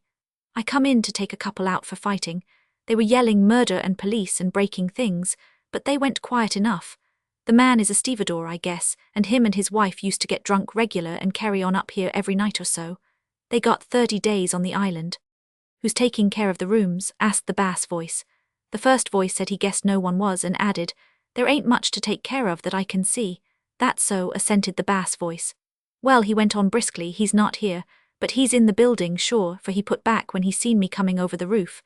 And he did not pass me neither, I know that anyway," protested the bass voice. Then the bass voice said that he must have slipped into the flat below, and added something that Regin could not hear distinctly, about Schaffer on the roof, and their having him safe enough, as that red-headed cop from the 18th precinct was watching on the street. They closed the door behind them and their footsteps clattered down the stairs, leaving the big house silent and apparently deserted. Young Regin raised his head and let his breath escape with a great gasp of relief, as when he had been a long time under water, and cautiously rubbed the perspiration out of his eyes and from his forehead. It had been a cruelly hot, close afternoon, and the stifling burial under the heavy bedding and the excitement had left him feverishly hot and trembling. It was already growing dark outside, although he could not know that until he lifted the quilts an inch or two and peered up at the dirty window panes. He was afraid to rise as yet, and flattened himself out with an impatient sigh as he gathered the bedding over his head again and held back his breath to listen. There may have been a minute or more of absolute silence in which he lay there, and then his blood froze to ice in his veins, his breath stopped, and he heard with a quick gasp of terror the sound of something crawling toward him across the floor of the outer room. The instinct of self-defense moved him first to leap to his feet, and to face and fight it, and then followed as quickly a foolish sense of safety in his hiding place. And he called upon his greatest strength, and by his mere brute will alone, forced his forehead down to the bare floor and lay rigid, though his nerves jerked with unknown, unreasoning fear. And still he heard the sound of this living thing coming creeping toward him, until the instinctive terror that shook him overcame his will, and he threw the bedclothes from him with a hoarse cry, and sprang up trembling to his feet, with his back against the wall, and with his arms thrown out in front of him wildly, and with the willingness in them and the power in them to do murder. The room was very dark, but the windows of the one beyond let in a little stream of light across the floor, and in this light he saw moving toward him on its hands and knees a little baby who smiled and nodded at him with a pleased look of recognition and kindly welcome. The fear upon Regin had been so strong, and the reaction was so great, that he dropped to a sitting posture on the heap of bedding and laughed long and weakly, and still with a feeling in his heart that this apparition was something strangely unreal and menacing. But the baby seemed well pleased with his laughter, and stopped to throw back its head and smile and coo, and laugh gently with him, as though the joke was a very good one which they shared in common. Then it struggled solemnly to its feet, and came pattering toward him on a run, with both bare arms held out, and with a look of such confidence in him, and welcome in its face, that Regin stretched out his arms and closed the baby's fingers fearfully and gently in his own. He had never seen so beautiful a child. There was dirt enough on its hands and face, and its torn dress was soiled with streaks of coal and ashes. The dust of the floor had rubbed into its bare knees, but the face was like no other face that Rags had ever seen, and then it looked at him as though it trusted him, and just as though they had known each other at some time long before. But the eyes of the baby somehow seemed to hurt him so that he had to turn his face away. And when he looked again, it was with a strangely new feeling of dissatisfaction with himself, and of wishing to ask pardon. They were wonderful eyes, black and rich, and with a deep superiority of knowledge in them, a knowledge that seemed to be above the knowledge of evil. And when the baby smiled at him, the eyes smiled too with confidence and tenderness in them that in some way frightened Rags and made him move uncomfortably. "Did you know that you scared me so that I was going to kill you?" whispered Rags apologetically, as he carefully held the baby from him at arm's length. "Did you?" But the baby only smiled at this and reached out its hand and stroked Rags' cheek with its fingers. There was something so wonderfully soft and sweet in this that Rags drew the baby nearer and gave a quick, strange gasp of pleasure as it threw its arms around his neck and brought the face up close to his chin and hugged him tightly. The baby's arms were very soft and plump, and its cheek and tangled hair were warm and moist with perspiration, and the breath that fell on Regin's face was sweeter than anything he had ever known. He felt wonderfully, and for some reason uncomfortably happy, but the silence was oppressive. "What's your name, little un?" said Rags. The baby ran its arms more closely around Regin's neck and did not speak, unless its cooing in Regin's ear was an answer. "What did you say your name was?" persisted Regin in a whisper. The baby frowned at this and stopped cooing long enough to say Margaret mechanically and without apparently associating the name with herself or anything else. "Margaret, eh?" said Regin with grave consideration. "It's a very pretty name," he added politely, for he could not shake off the feeling that he was in the presence of a superior being. "And what did you say your dad's name was?" asked Regin awkwardly. But this was beyond the baby's patience or knowledge, and she waved the question aside with both arms and began to beat a tattoo gently with her two closed fists on Regin's chin and throat. "You are mighty strong now, ain't you?"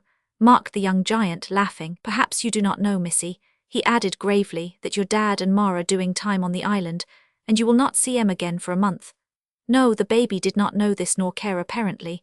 She seemed content with Rags and with his company. Sometimes she drew away and looked at him long and dubiously, and this cut Rags to the heart, and he felt guilty and unreasonably anxious until she smiled reassuringly again and ran back into his arms, nestling her face against his and stroking his rough chin wonderingly with her little fingers. Rags forgot the lateness of the night and the darkness that fell upon the room in the interest of this strange entertainment, which was so much more absorbing and so much more innocent than any other he had ever known. He almost forgot the fact that he lay in hiding, that he was surrounded by unfriendly neighbors, and that at any moment the representatives of local justice might come in and rudely lead him away. For this reason he dared not make a light, but he moved his position so that the glare from an electric lamp on the street outside might fall across the baby's face, as it lay alternately dozing and awakening, to smile up at him in the bend of his arm. Once it reached inside the collar of his shirt, and pulled out the scapular that hung around his neck, and looked at it so long, and with such apparent seriousness, that Rags was confirmed in his fear that this kindly visitor was something more or less of a superhuman agent, and his efforts to make this supposition coincide with the fact that the angel's parents were on Blackwell's Island proved one of the severest struggles his mind had ever experienced.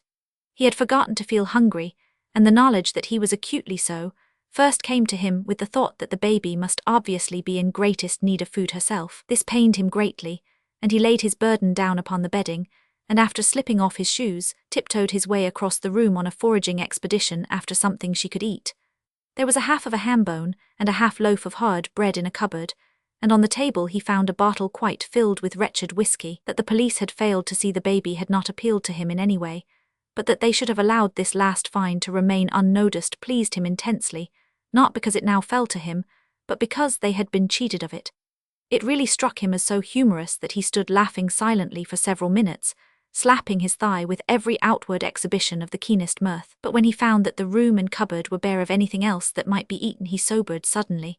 It was very hot, and though the windows were open, the perspiration stood upon his face, and the foul close air that rose from the court and street below made him gasp and pant for breath. He dipped a wash rag in the water from the spigot in the hall, and filled a cup with it and bathed the baby's face and wrists, She woke and sipped up the water from the cup eagerly, and then looked up at him, as if to ask for something more. Rags soaked the crusty bread in the water and put it to the baby's lips. But after nibbling at it eagerly, she shook her head and looked up at him again with such reproachful pleading in her eyes, that Rags felt her silence more keenly than the worst abuse he had ever received. It hurt him so that the pain brought tears to his eyes. "Dearie girl," he cried, "I would give you anything you could think of if I had it. But I cannot get it, see. It ain't that I do not want ta good Lord, little un, you do not think that, do you?" The baby smiled at this just as though she understood him, and touched his face as if to comfort him, so that Rags felt that same exquisite content again, which moved him so strangely whenever the child caressed him, and which left him soberly wondering. Then the baby crawled up onto his lap and dropped asleep, while Rags sat motionless and fanned her with a folded newspaper, stopping every now and then to pass the damp cloth over her warm face and arms.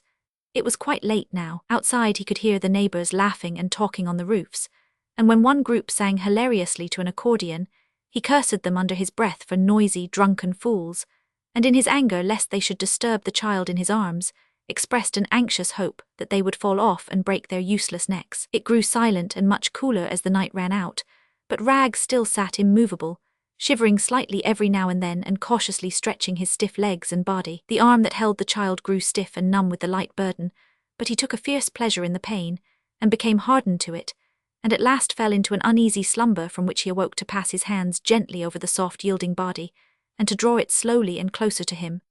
And then, from very weariness, his eyes closed and his head fell back heavily against the wall, and the man and the child in his arms slept peacefully in the dark corner of the deserted tenement. The sun rose hissing out of the East River, a broad, red disk of heat. It swept the cross streets of the city as pitilessly as the searchlight of a man-of-war sweeps the ocean. It blazed brazenly into open windows, and changed beds into gridirons on which the sleepers tossed and turned and woke unrefreshed, and with throats dry and parched. Its glare awakened Rags into a startled belief that the place about him was on fire, and he stared wildly until the child in his arms brought him back to the knowledge of where he was. He ached in every joint and limb, and his eyes smarted with the dry heat, but the baby concerned him most, for she was breathing with hard, long, irregular gasps. Her mouth was open and her absurdly small fists were clenched, and around her closed eyes were deep blue rings. Rags felt a cold rush of fear and uncertainty come over him as he stared about him helplessly for aid. He had seen babies look like this before in the tenements. They were like this when the young doctors of the health board climbed to the roofs to see them, and they were like this, only quiet and still, when the ambulance came clattering up the narrow streets and bore them away. Rags carried the baby into the outer room, where the sun had not yet penetrated, and laid her down gently on the coverlets. Then he let the water in the sink run until it was fairly cool, and with this bathed the baby's face and hands and feet, and lifted a cup of the water to her open lips. She woke at this and smiled again, but very faintly, and when she looked at him he felt fearfully sure that she did not know him, and that she was looking through and past him at something he could not see. He did not know what to do, and he wanted to do so much. Milk was the only thing he was quite sure babies cared for, but in want of this he made a mess of bits of the dry ham and crumbs of bread, moistened with the raw whiskey, and put it to her lips on the end of a spoon. The baby tasted this and pushed his hand away, and then looked up and gave a feeble cry, and seemed to say, as plainly as a grown woman could have said or written, "It is not any use, Rags. You are very good to me, but indeed I cannot do it. Do not worry, please, I do not blame you." "Great Lord," gasped Rags with a queer choking in his throat, "but ain't she got grit?" Then he bethought him of the people who he still believed inhabited the rest of the tenement, and he concluded that as the day was yet so early they might still be asleep, and that while they slept, he could lift as he mentally described the act whatever they might have laid away for breakfast. Excited with this hope, he ran noiselessly down the stairs in his bare feet, and tried the doors of the different landings. But each he found open and each room bare and deserted. Then it occurred to him that at this hour he might even risk a sally into the street. He had money with him, and the milk carts and bakers' wagons must be passing every minute. He ran back to get the money out of his coat, delighted with the chance and chiding himself for not having dared to do it sooner. He stood over the baby a moment before he left the room, and flushed like a girl as he stooped and kissed one of the bare arms. "I am going out to get you some breakfast," he said. "I will not be gone long, but if I should," he added, as he paused and shrugged his shoulders, "I will send the sergeant after you from the station house. If I only was not under bonds," he muttered as he slipped down the stairs. "If it was not for that they could not give me more'n a month at the most, even knowing all they do of me. It was only a street fight anyway, and there were some there that must have seen him pull his pistol. He stopped at the top of the first flight of stairs and sat down to wait. He could see below the top of the open front door, the pavement and a part of the street beyond, and when he heard the rattle of an approaching cart he ran on down and then, with an oath, turned and broke upstairs again. He had seen the ward detectives standing together on the opposite side of the street. "What are they doing out of bed at this hour?" he demanded angrily. "Do not they make trouble enough through the day without prowling around before decent people are up? I wonder now if they are after me." He dropped on his knees when he reached the room where the baby lay and peered cautiously out of the window at the detectives, who had been joined by 2 other men, with whom they were talking earnestly. Regin knew the newcomers for 2 of McGonagall's friends, and concluded with a momentary flush of pride and self-importance that the detectives were forced to be up at this early hour solely on his account. But this was followed by the afterthought that he must have hurt McGonagall seriously, and that he was wanted in consequence very much. This disturbed him most, he was surprised to find, because it precluded his going forth in search of food. "I guess I cannot get you that milk I was looking for," he said jocularly to the baby, for the excitement elated him. "The sun outside is not good for me health." The baby settled herself in his arms and slept again, which sobered Rags, for he argued it was a bad sign, and his own ravenous appetite warned him how the child suffered. When he again offered her the mixture he had prepared for her, she took it eagerly, and Rags breathed a sigh of satisfaction. Then he ate some of the bread and ham himself and swallowed half the whiskey, and stretched out beside the child and fanned her while she slept. It was something strangely incomprehensible to Rags that he should feel so keen a satisfaction in doing even this little for her. But he gave up wondering, and forgot everything else in watching the strange beauty of the sleeping baby, and in the odd feeling of responsibility and self-respect she had brought to him. He did not feel it coming on, or he would have fought against it, but the heat of the day and the sleeplessness of the night before, and the fumes of the whiskey on his empty stomach, drew him unconsciously into a dull stupor, so that the paper fan slipped from his hand and he sank back on the bedding into a heavy sleep. When he awoke it was nearly dusk and past 6 o'clock, as he knew by the newsboys calling the sporting extras on the street below. He sprang up, cursing himself, and filled with bitter remorse. "I am a drunken fool, that's what I am," said Rags savagely. "I have let her lie here all day in the heat with no one to watch her." Margaret was breathing so softly that he could hardly discern any life at all, and his heart almost stopped with fear. He picked her up and fanned, and patted her into wakefulness again, and then turned desperately to the window and looked down. There was no one he knew or who knew him as far as he could tell on the street, and he determined recklessly to risk another sortie for food. "Why, it's been near 2 days that child's gone without eating," he said with keen self-reproach, "and here you have let her suffer to save yourself a trip to the island. You are a hulking big loafer, you are." He ran on, muttering, and after her coming to you and taking notice of you and putting her face to yours like an angel.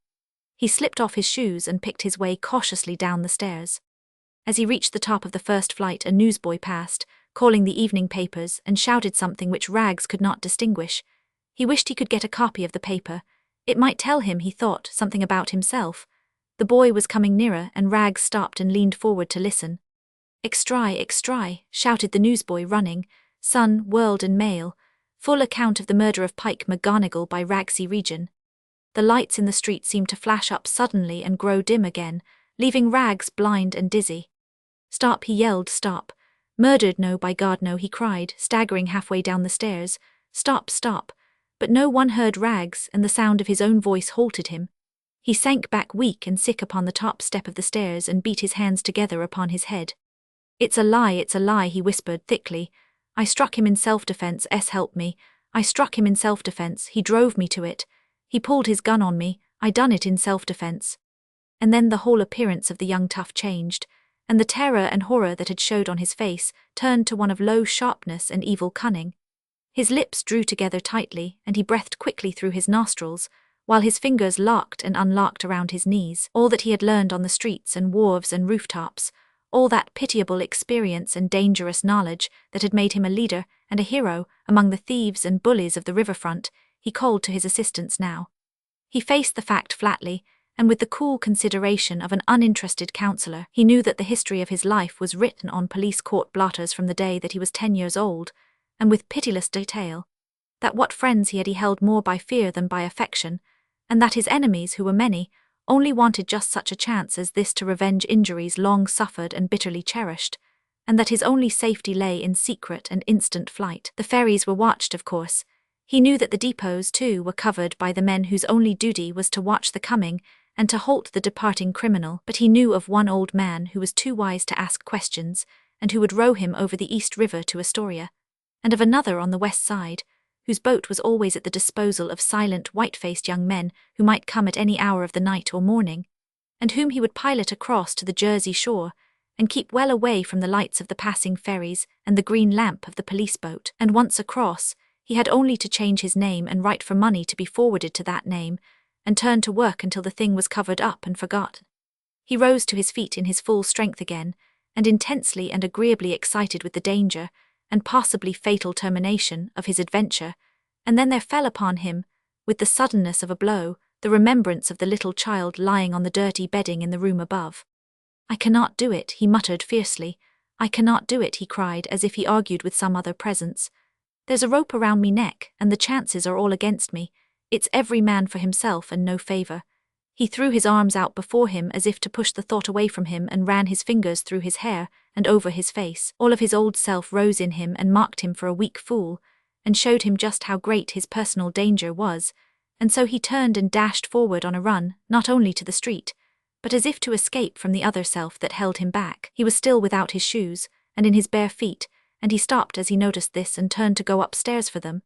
And then he pictured to himself the baby lying as he had left her, weakly unconscious and with dark rims around her eyes, and he asked himself excitedly what he would do if, on his return, she should wake and smile and reach out her hands to him. "I do not dare go back," he said breathlessly. "I do not dare do it. Killing's too good for the likes of Pike McGonigal, but I am not fighting babies. And maybe if I went back, maybe I would not have the nerve to leave her. I cannot do it," he muttered. "I do not dare go back." But still he did not stir, but stood motionless, with one hand trembling on the steril and the other clenched beside him, and so fought it on alone in the silence of the empty building. The lights in the stores below came out one by one, and the minutes passed into half-hours, and still he stood there with the noise of the streets coming up to him below, speaking of escape, and of a long life of ill-regulated pleasures, and up above him the baby lay in the darkness and reached out her hands to him in her sleep. The surly old sergeant of the 21st Precinct station house had read the evening papers through for the third time, and was dozing in the fierce lights of the gas jet over the high desk, when a young man with a white, haggard face came in from the street with a baby in his arms. "I want to see the woman that look after the station house a quick," he said. The surly old sergeant did not like the peremptory tone of the young man nor his general appearance, for he had no hat nor coat and his feet were bare. So he said with deliberate dignity that the charwoman was upstairs lying down, and what did the young man want with her? "This child," said the visitor in a queer thick voice, "she's sick. The heat's come over her, and she ain't had anything to eat for 2 days, and she's starving. Ring the bell for the matron, will yer, and send one of your men around for the house surgeon." The sergeant leaned forward comfortably on his elbows, with his hands under his chin, so that the gold lace on his cuffs shone effectively in the gaslight. He believed he had a sense of humor, and he chose this unfortunate moment to exhibit it. "Did you take this for a dispensary, young man?" he asked, or he continued with added facetiousness, "a foundling hospital?" The young man made a savage spring at the barrier in front of the high desk. "Damn you," he panted, "ring that bell, do you hear me, or I will pull you off that seat and twist your heart out." The baby cried at this sudden outburst, and Rags fell back, patting it with his hand and muttering between his closed teeth. The sergeant called to the men of the reserve squad in the reading room beyond, and to humor this desperate visitor, sounded the gong for the janitress. The reserve squad trooped in leisurely with the playing cards in their hands and with their pipes in their mouths. "This man," growled the sergeant, pointing with the end of his cigar to Rags, "is either drunk or crazy or a bit of both." The charwoman came downstairs majestically, in a long, loose wrapper, fanning herself with a palm leaf fan, but when she saw the child, her majesty dropped from her like a cloak, and she ran toward her and caught the baby up in her arms. "You poor little thing," she murmured, "and oh, how beautiful." Then she whirled about on the men of the reserve squad. "You Connors," she said, "run up to my room and get the milk out of my ice-chest, and Moore, put on your coat and go around and tell the surgeon I want to see him. And one of you crack some ice up fine in a towel. Take it out of the cooler. Quick now." Regan came up to her fearfully. "Is she very sick?" he begged. "She ain't going to die, is she?" "Of course not," said the woman promptly, "but she's down with the heat, and she has not been properly cared for. The child looks half-starved." "Are you her father?" she asked sharply. But Rags did not speak, for at the moment she had answered his question and had said the baby would not die, he had reached out swiftly and taken the child out of her arms and held it hard against his breast, as though he had lost her and someone had been just giving her back to him. His head was bending over hers, and so he did not see Wade and Hefner, the 2 ward detectives, as they came in from the street, looking hot and tired and anxious. They gave a careless glance at the group, and then stopped with a start, and one of them gave a long, low whistle. "Well," exclaimed Wade with a gasp of surprise and relief. "So, Regin, you are here after all, are you? Well, you did give us a chase, you 999. Who took you?"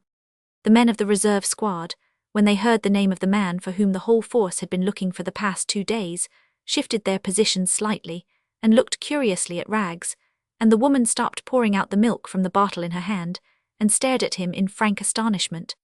Regin threw back his head and shoulders and ran his eyes coldly over the faces of the semicircle of men around him. "Who took me?" he began defiantly with a swagger of braggadocio, and then, as though it were hardly worthwhile, and as though the presence of the baby lifted him above everything else, he stopped and raised her until her cheek touched his own. It rested there a moment while Rag stood silent. "Who took me?" he repeated quietly and without lifting his eyes from the baby's face. "Nobody took me," he said. "I gave myself up." One morning, 3 months later, when Regin had stopped his ice cart in front of my door, I asked him whether at any time he had ever regretted what he had done.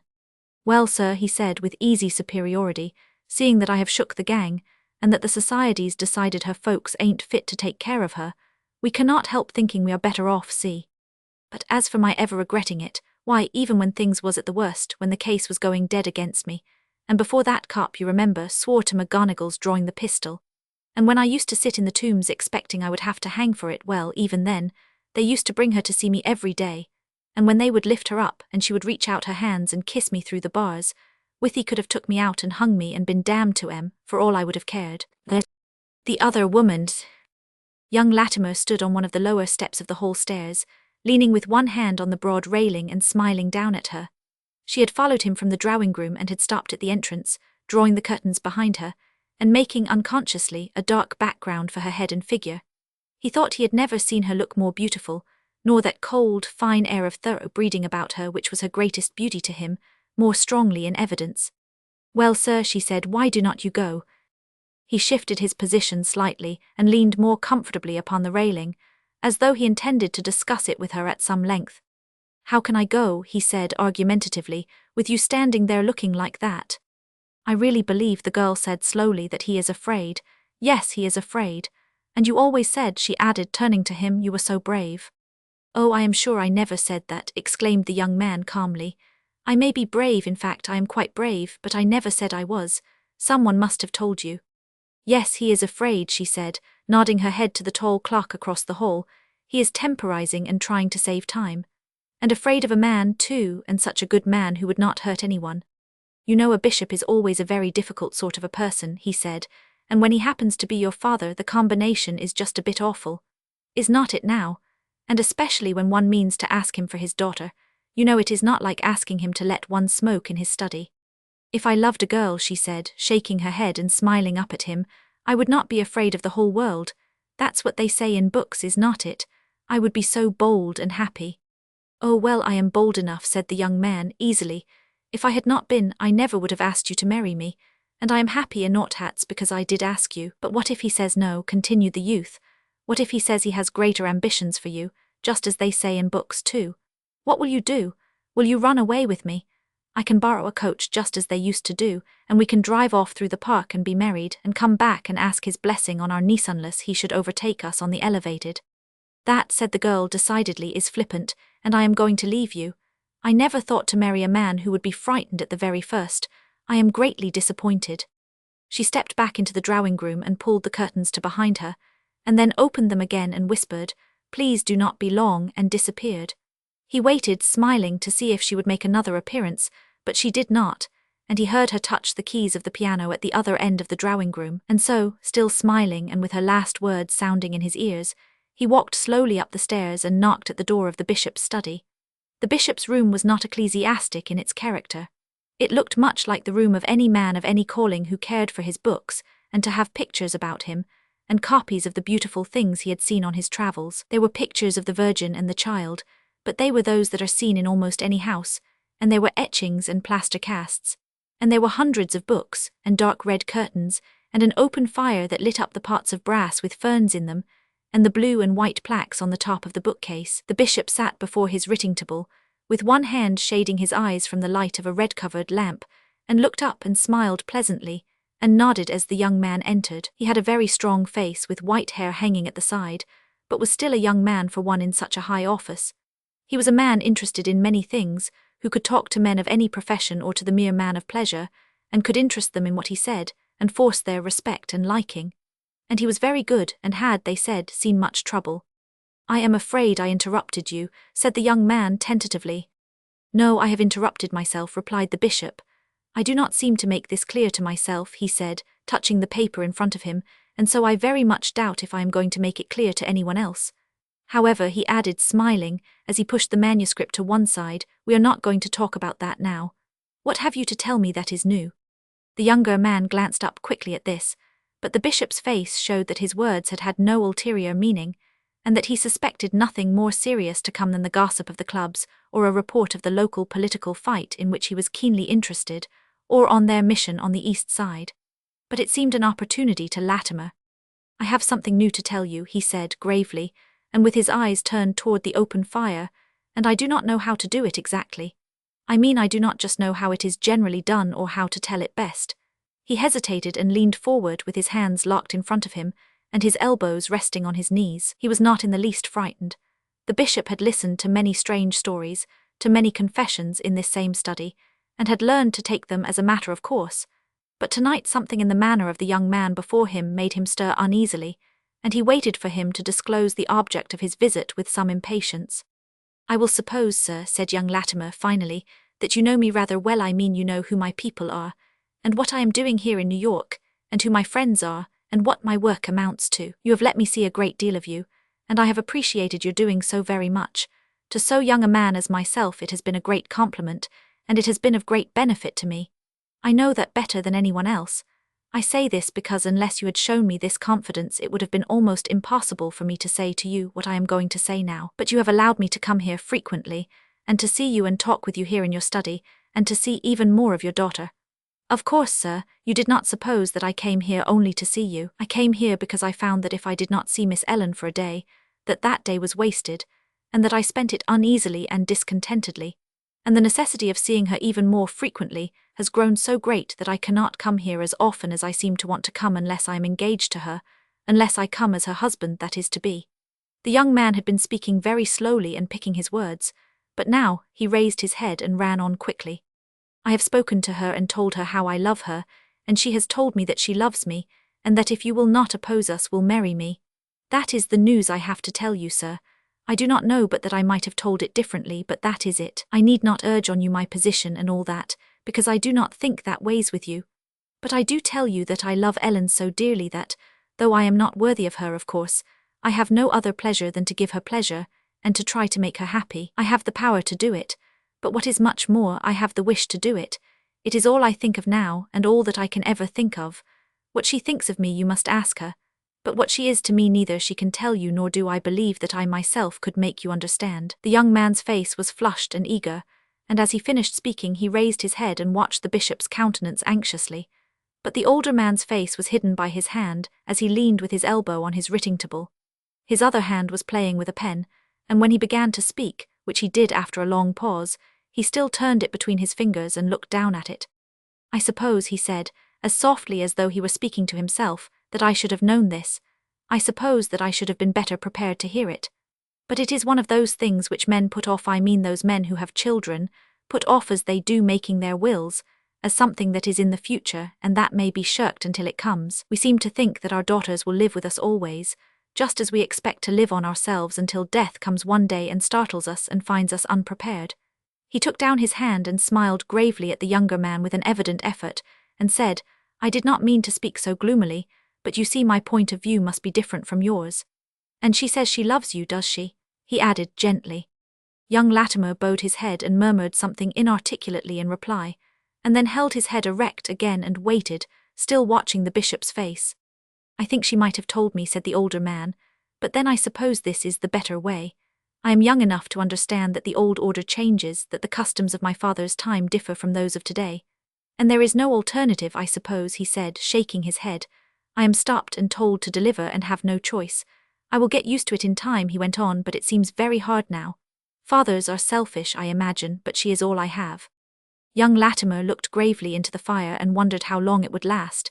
He could just hear the piano from below, and he was anxious to return to her.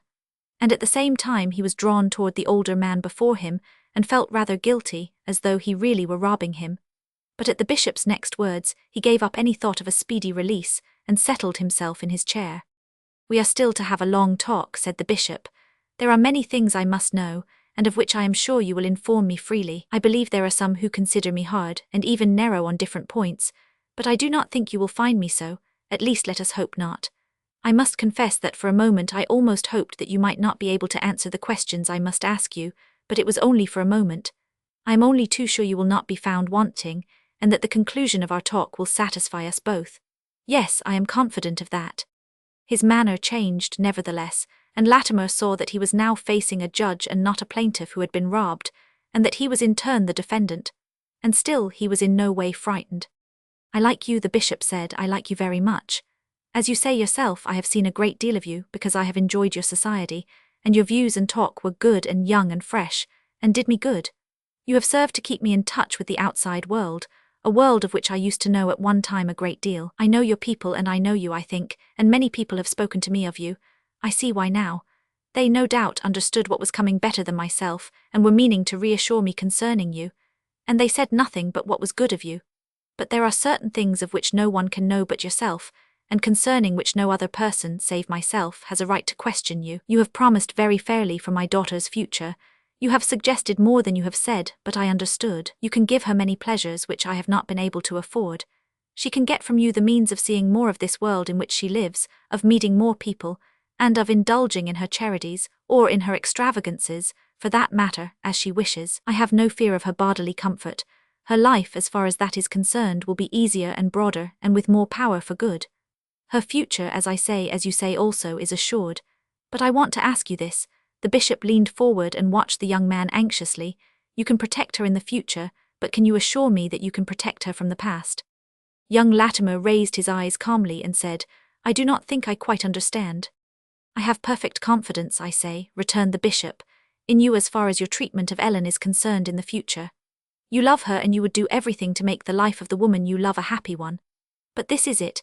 Can you assure me that there is nothing in the past that may reach forward later and touch my daughter through no ugly story, no oats that have been sowed, and no boomerang that you have thrown wantonly, and that has not returned but which may return? I think I understand you now, sir, said the young man quietly. I have lived, he began, as other men of my sort have lived. You know what that is, for you must have seen it about you at college, and after that before you entered the church. I judge so from your friends, who were your friends then, I understand. You know how they lived. I never went in for dissipation, if you mean that, because it never attracted me. I am afraid I kept out of it not so much out of respect for others as for respect for myself. I found my self-respect was a very good thing to keep, and I rather preferred keeping it and losing several pleasures that other men managed to enjoy, apparently with free consciences. I confess I used to rather envy them. It is no particular virtue on my part. The thing struck me as rather more vulgar than wicked, and so I have had no wild oats to speak of. And no woman, if that is what you mean, can write an anonymous letter, and no man can tell you a story about me that he could not tell in my presence. There was something in the way the young man spoke which would have amply satisfied the outsider, had he been present, but the bishop's eyes were still unrelaxed and anxious. He made an impatient motion with his hand. I know you too well, I hope, he said, to think of doubting your attitude in that particular. I know you are a gentleman, that is enough for that. But there is something beyond these more common evils. You see, I am terribly in earnest over this. You may think unjustly so, considering how well I know you, but this child is my only child. If her mother had lived, my responsibility would have been less great. But as it is, God has left her here alone to me in my hands. I do not think he intended my duty should end when I had fed and clothed her, and taught her to read and write. I do not think he meant that I should only act as her guardian until the first man she fancied her. I must look to her happiness not only now when she is with me, but I must assure myself of it when she leaves my roof. These common sins of youth I acquit you of, Such things are beneath you, I believe, and I did not even consider them. But there are other toils in which men become involved, other evils or misfortunes which exist, and which threaten all men who are young and free and attractive in many ways to women, as well as men. You have lived the life of the young man of this day.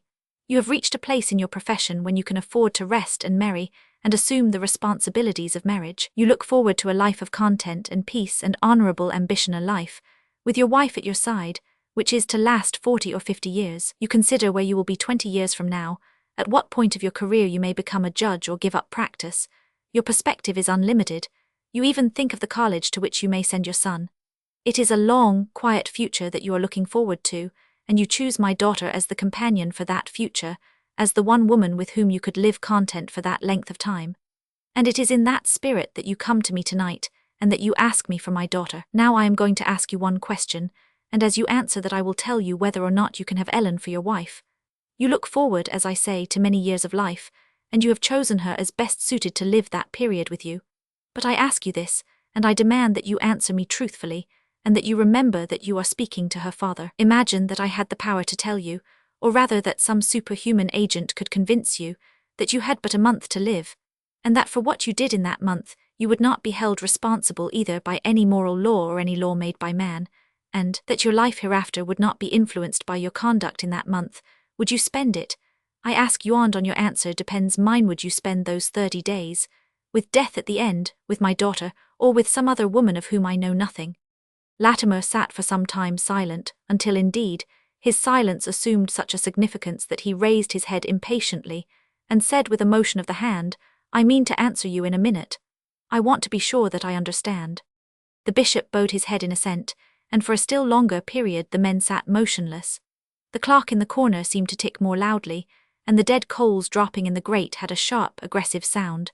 The notes of the piano that had risen from the room below had ceased.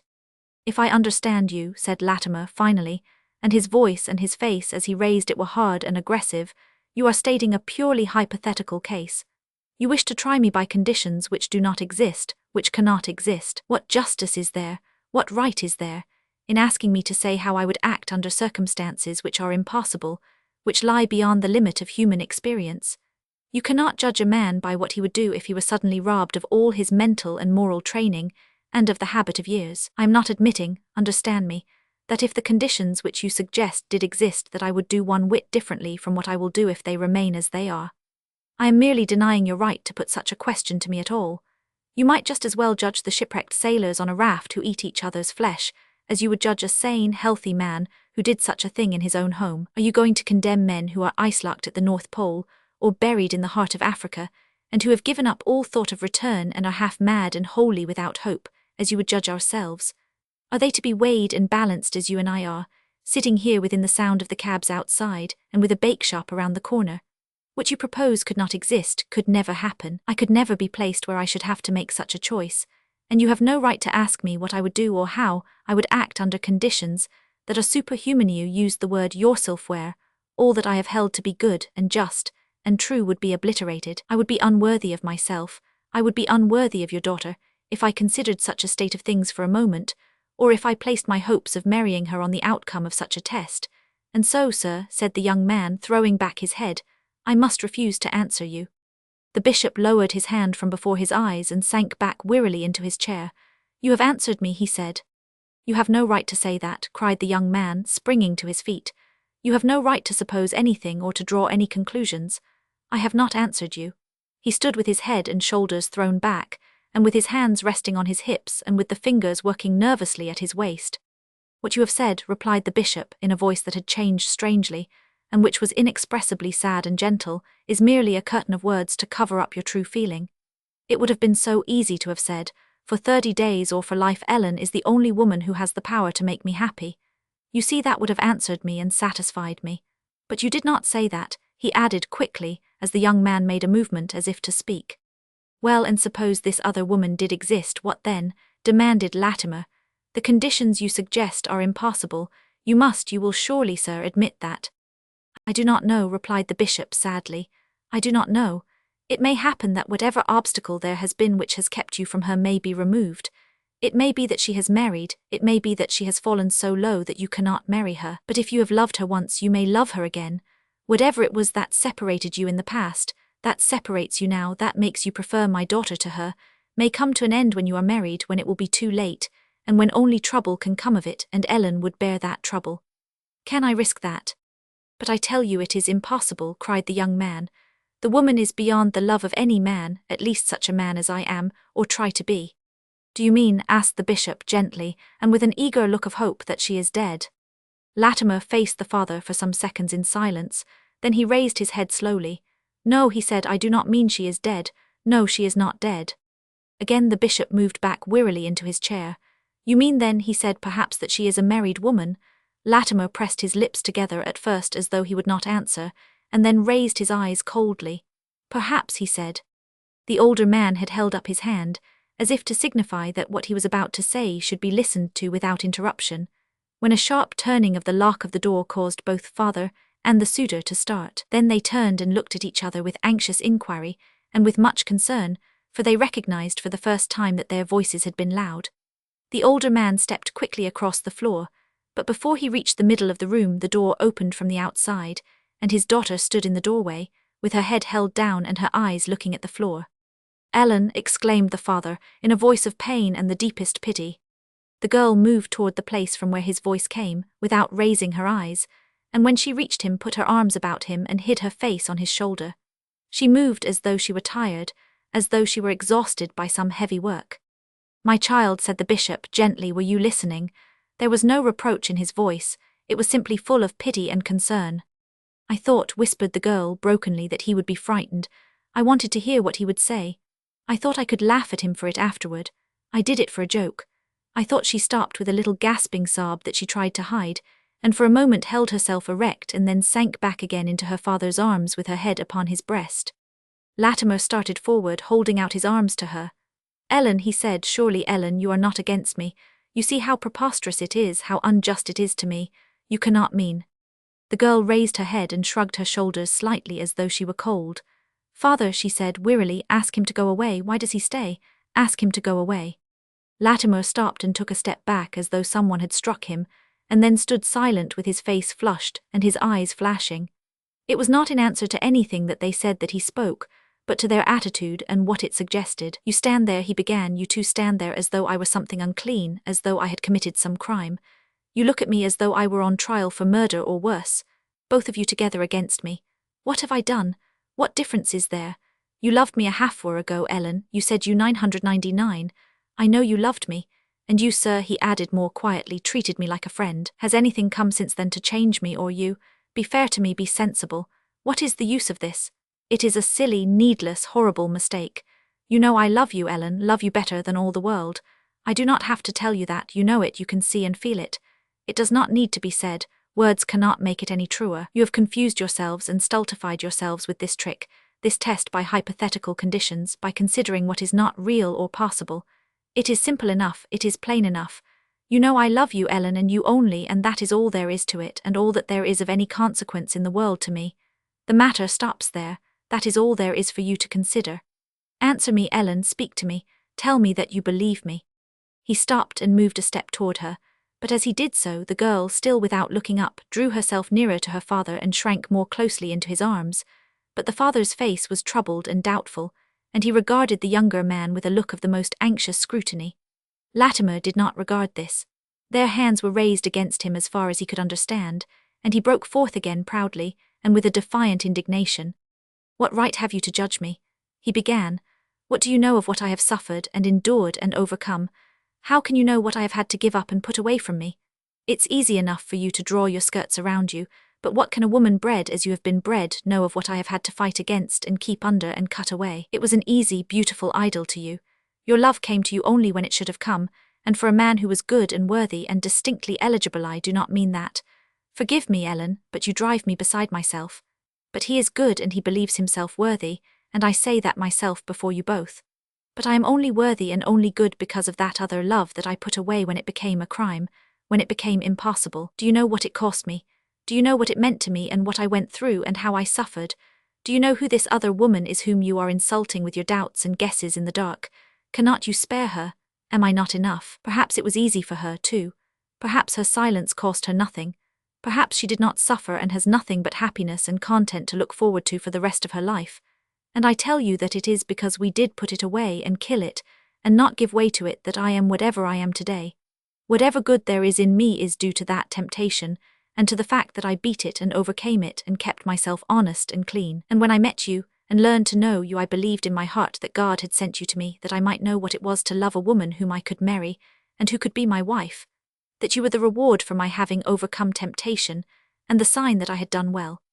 And now you throw me over and put me aside as though I were something low and unworthy, because of this temptation, because of this very thing that has made me know myself and my own strength, and that has kept me up for you. As the young man had been speaking, the bishop's eyes had never left his face, and as he finished, the face of the priest grew clearer and decided, and calmly exultant. And as Latimer ceased, he bent his head above his daughter's, and said in a voice that seemed to speak with more than human inspiration, "My child," he said, "if God had given me a son, I should have been proud if he could have spoken as this young man has done." But the woman only said, "Let him go to her." "Ellen, oh Ellen," cried the father. He drew back from the girl in his arms and looked anxiously and feelingly at her lover. "How could you, Ellen?" he said, "how could you?" He was watching the young man's face with eyes full of sympathy and concern. "How little you know him," he said, "how little you understand." "He will not do that," he added quickly, but looking questioningly at Latimer and speaking in a tone almost of command. "He will not undo all that he has done. I know him better than that." But Latimer made no answer, and for a moment the two men stood watching each other and questioning each other with their eyes. Then Latimer turned, and without again so much as glancing at the girl, walked steadily to the door and left the room. He passed on slowly down the stairs and out into the night, and paused upon the top of the steps leading to the street. Below him lay the avenue with its double line of lights, stretching off in two long perspectives. The lamps of hundreds of cabs and carriages flashed as they advanced toward him and shone for a moment at the turnings of the cross streets, and from either side came the ceaseless rush and murmur, and over all hung the strange mystery that covers a great city at night. Latimer's rooms lay to the south, but he stood looking toward a spot to the north with a reckless, harassed look in his face that had not been there for many months. He stood so for a minute, and then gave a short shrug of disgust at his momentary doubt, and ran quickly down the steps. "No," he said, "if it were for a month, yes, but it is to be for many years, many more long years." And turning his back resolutely to the north, he went slowly home. The trailer for room number 8. The trailer for the Greengoods men who rented room number 8 in Case's tenement had had no work to do for the last few days, and was cursing his luck in consequence. He was entirely too young to curse, but he had never been told so, and indeed, so imperfect had his training been that he had never been told not to do anything as long as it pleased him to do it, and made existence any more bearable. He had been told when he was very young, before the man and woman who had brought him into the world had separated, not to crawl out on the fire escape, because he might break his neck. And later, after his father had walked off Hegelman's slip into the East River while very drunk, and his mother had been sent to the penitentiary for grand larceny, he had been told not to let the police catch him sleeping under the bridge.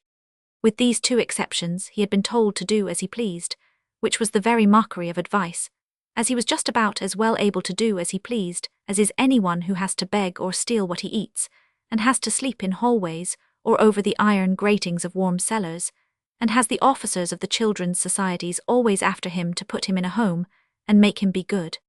Snipes, as the trailer was called, was determined no one should ever force him to be good if he could possibly prevent it, and he certainly did do a great deal to prevent it. He knew what having to be good meant. Some of the boys who had escaped from the home had told him all about that. It meant wearing shoes and a blue and white checkered apron, and making cane-bottomed chairs all day, and having to wash yourself in a big iron tub twice a week, not to speak of having to move about like machines whenever the lady teacher hit a bell. So when the Greengoods men, of whom the genial Mr. Alf Wolf was the chief, asked Snipes to act as trailer for them at $0.25 for every victim he shadowed, he jumped at the offer and was proud of the position. If you should happen to keep a grocery store in the country, or to run the village post office, it is not unlikely that you know what a Greengoods man is. But in case you do not, and have only a vague idea as to how he lives, a paragraph of explanation must be inserted here for your particular benefit. Green goods is the technical name for counterfeit bills, and the Greengoods men send out circulars to countrymen all over the United States, offering to sell them 5,000 worth of counterfeit money for 500, and ease their conscience by explaining to them that by purchasing these green goods they are hurting no one but the government, which is quite able, with its big surplus, to stand the loss. They enclose a letter which is to serve their victim as a mark of identification or credential when he comes on to purchase.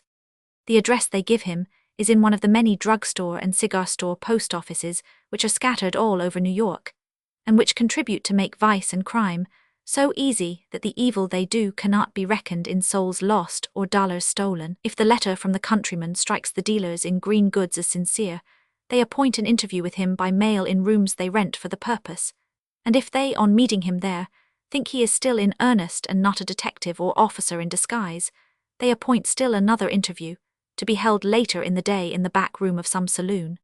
Then the countryman is watched throughout the day from the moment he leaves the first meeting place until he arrives at the saloon. If anything in his conduct during that time leads the man whose duty it is to follow him, or the trailer, as the profession call it, to believe he is a detective, he finds when he arrives at the saloon that there is no one to receive him. But if the trailer regards his conduct as unsuspicious, he is taken to another saloon, not the one just appointed, which is, perhaps, a most respectable place, but to the thief's own private little rendezvous, where he is robbed in any of the several different ways best suited to their purpose. Snipes was a very good trailer. He was so little that no one ever noticed him, and he could keep a man in sight no matter how big the crowd was, or how rapidly it changed and shifted. And he was as patient as he was quick, and would wait for hours if needful with his eye on a door until his man reissued into the street again, and if the one he shadowed looked behind him to see if he was followed, or dodged up and down different streets, as if he were trying to throw off pursuit or dispatched a note or telegram, or stopped to speak to a policeman or any special officer, as a detective might, who thought he had his men safely in hand, off Snipes would go on a run to where Alf Wolf was waiting and tell what he had seen. Then Wolf would give him a quarter or more, and the trailer would go back to his post opposite Case's tenement and wait for another victim to issue forth and for the signal from number 8 to follow him. It was not much fun, and customers, as Mr. Wolf always called them, had been scarce, and Mr. Wolf in consequence had been cross and nasty in his temper, and had batted Snipe out of the way on more than one occasion. So the trailer was feeling blue and disconsolate, and wondered how it was that Naseby Region, Rags Region's younger brother, had had the luck to get a 2 weeks' visit to the country with the Fresh Air Fund children, while he had not.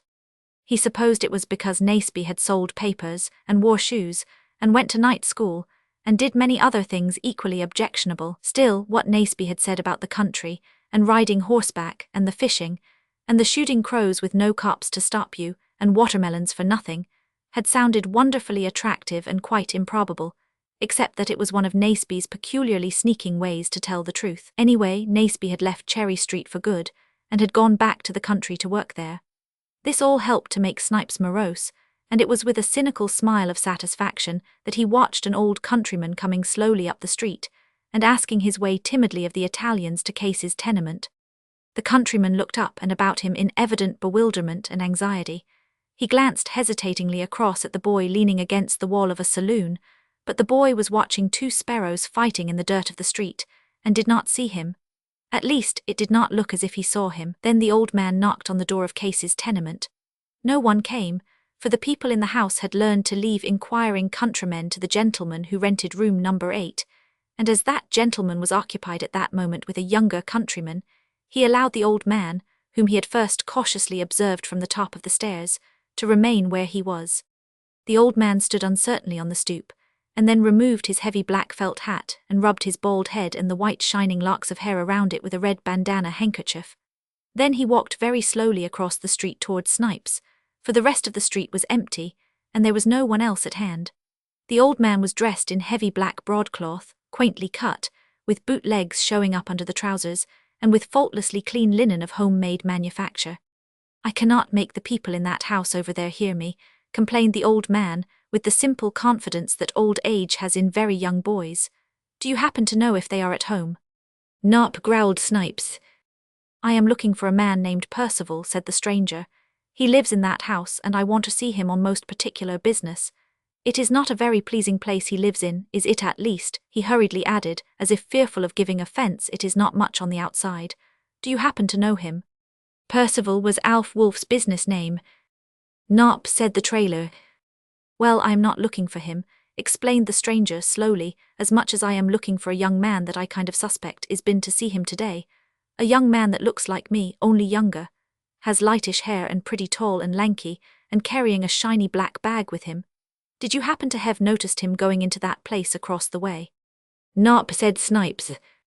The old man sighed and nodded his head thoughtfully at Snipes, and puckered up the corners of his mouth, as though he were thinking deeply. He had wonderfully honest blue eyes, and with the white hair hanging around his sunburned face, he looked like an old saint. But the trailer did not know that. He did know, though, that this man was a different sort from the rest. Still, that was none of his business. What is't you want to see him about? He asked sullenly, while he looked up and down the street and everywhere but at the old man, and rubbed one bare foot slowly over the other. The old man looked pained, and much to Snipes' surprise, the question brought the tears to his eyes, and his lips trembled. Then he swerved slightly, so that he might have fallen if Snipes had not caught him, and helped him across the pavement to a seat on a stoop. Thank ye, son, said the stranger. I am not as strong as I was, and the sun's mighty hot, and these streets of yours smell mighty bad, and I have had a powerful lot of trouble these last few days. But if I could see this man Percival before my boy does, I know I could fix it, and it would all come out right. What do you want to see him about? Repeated the trailer suspiciously, while he fanned the old man with his hat.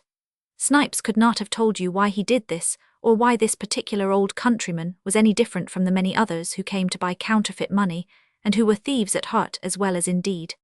I want to see him about my son, said the old man to the little boy. He's a bad man, whoever he is.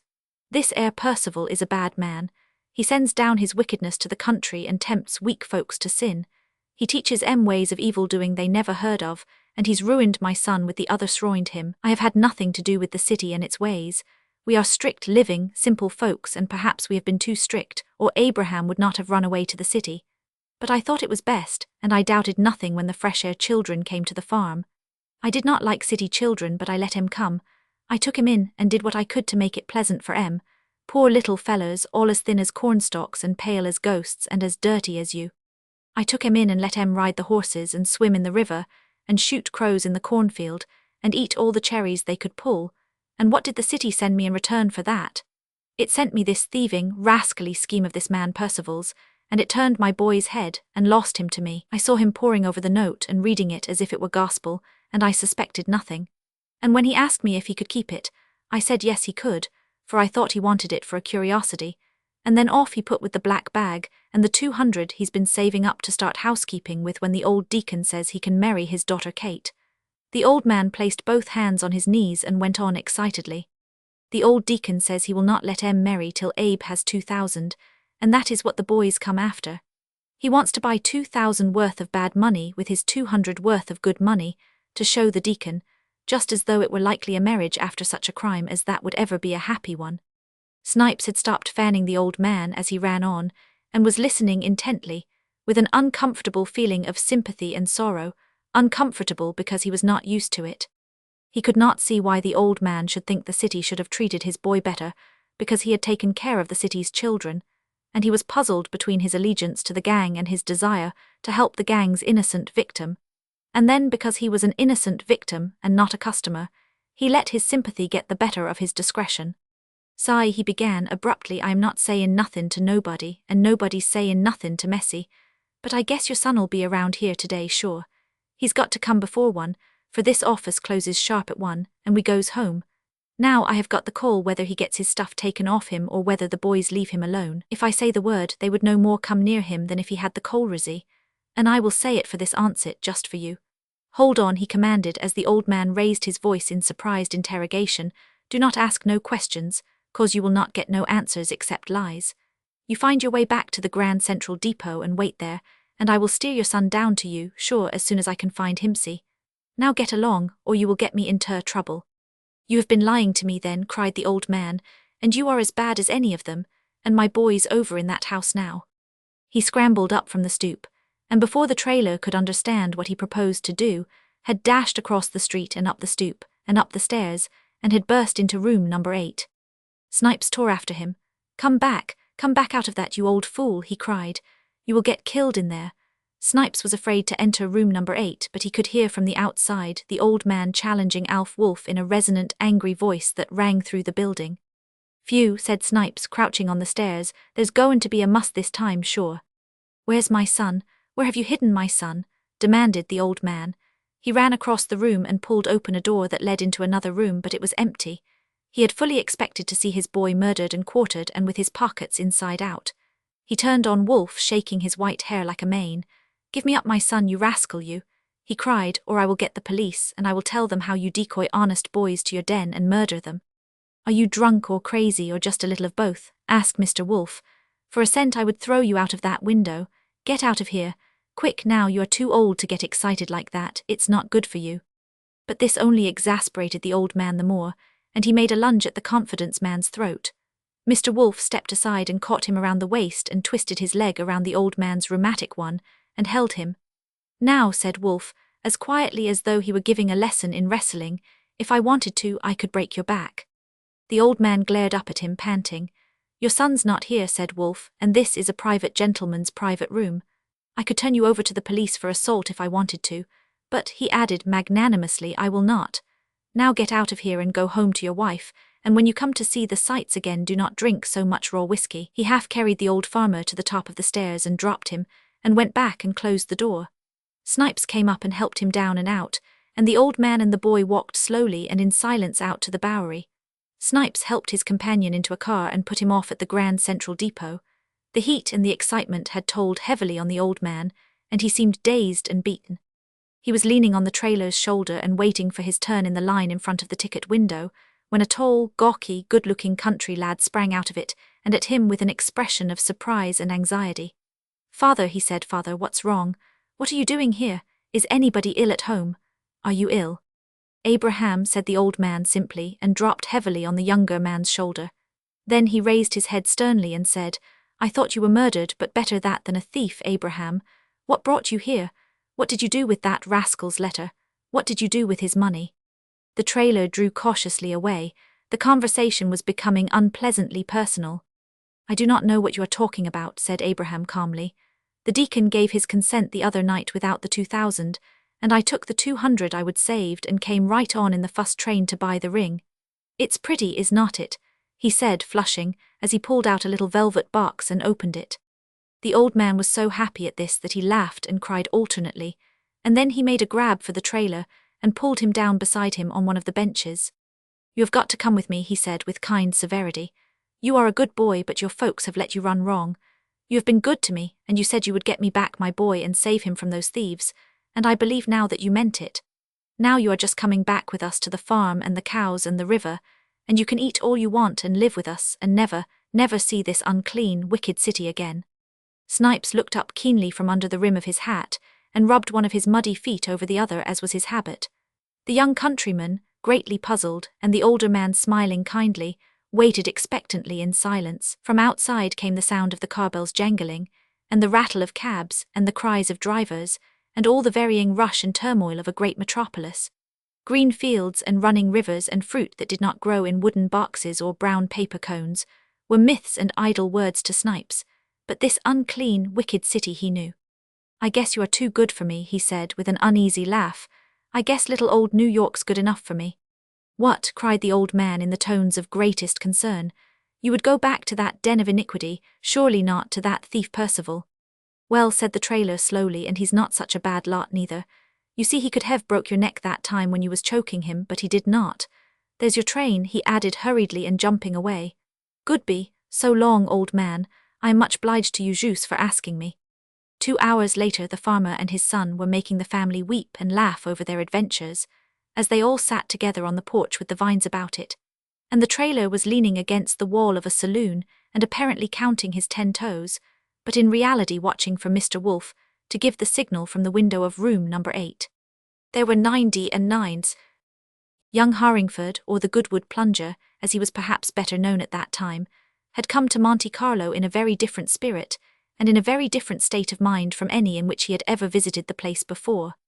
He had come there for the same reason that a wounded lion, or a poisoned rat, for that matter, crawls away into a corner, that it may be alone when it dies. He stood leaning against one of the pillars of the casino with his back to the moonlight, and with his eyes blinking painfully at the flaming lamps above the green tables inside. He knew they would be put out very soon, and as he had something to do then, He regarded them fixedly with painful earnestness, as a man who is condemned to die at sunrise watches through his barred windows for the first grey light of the morning.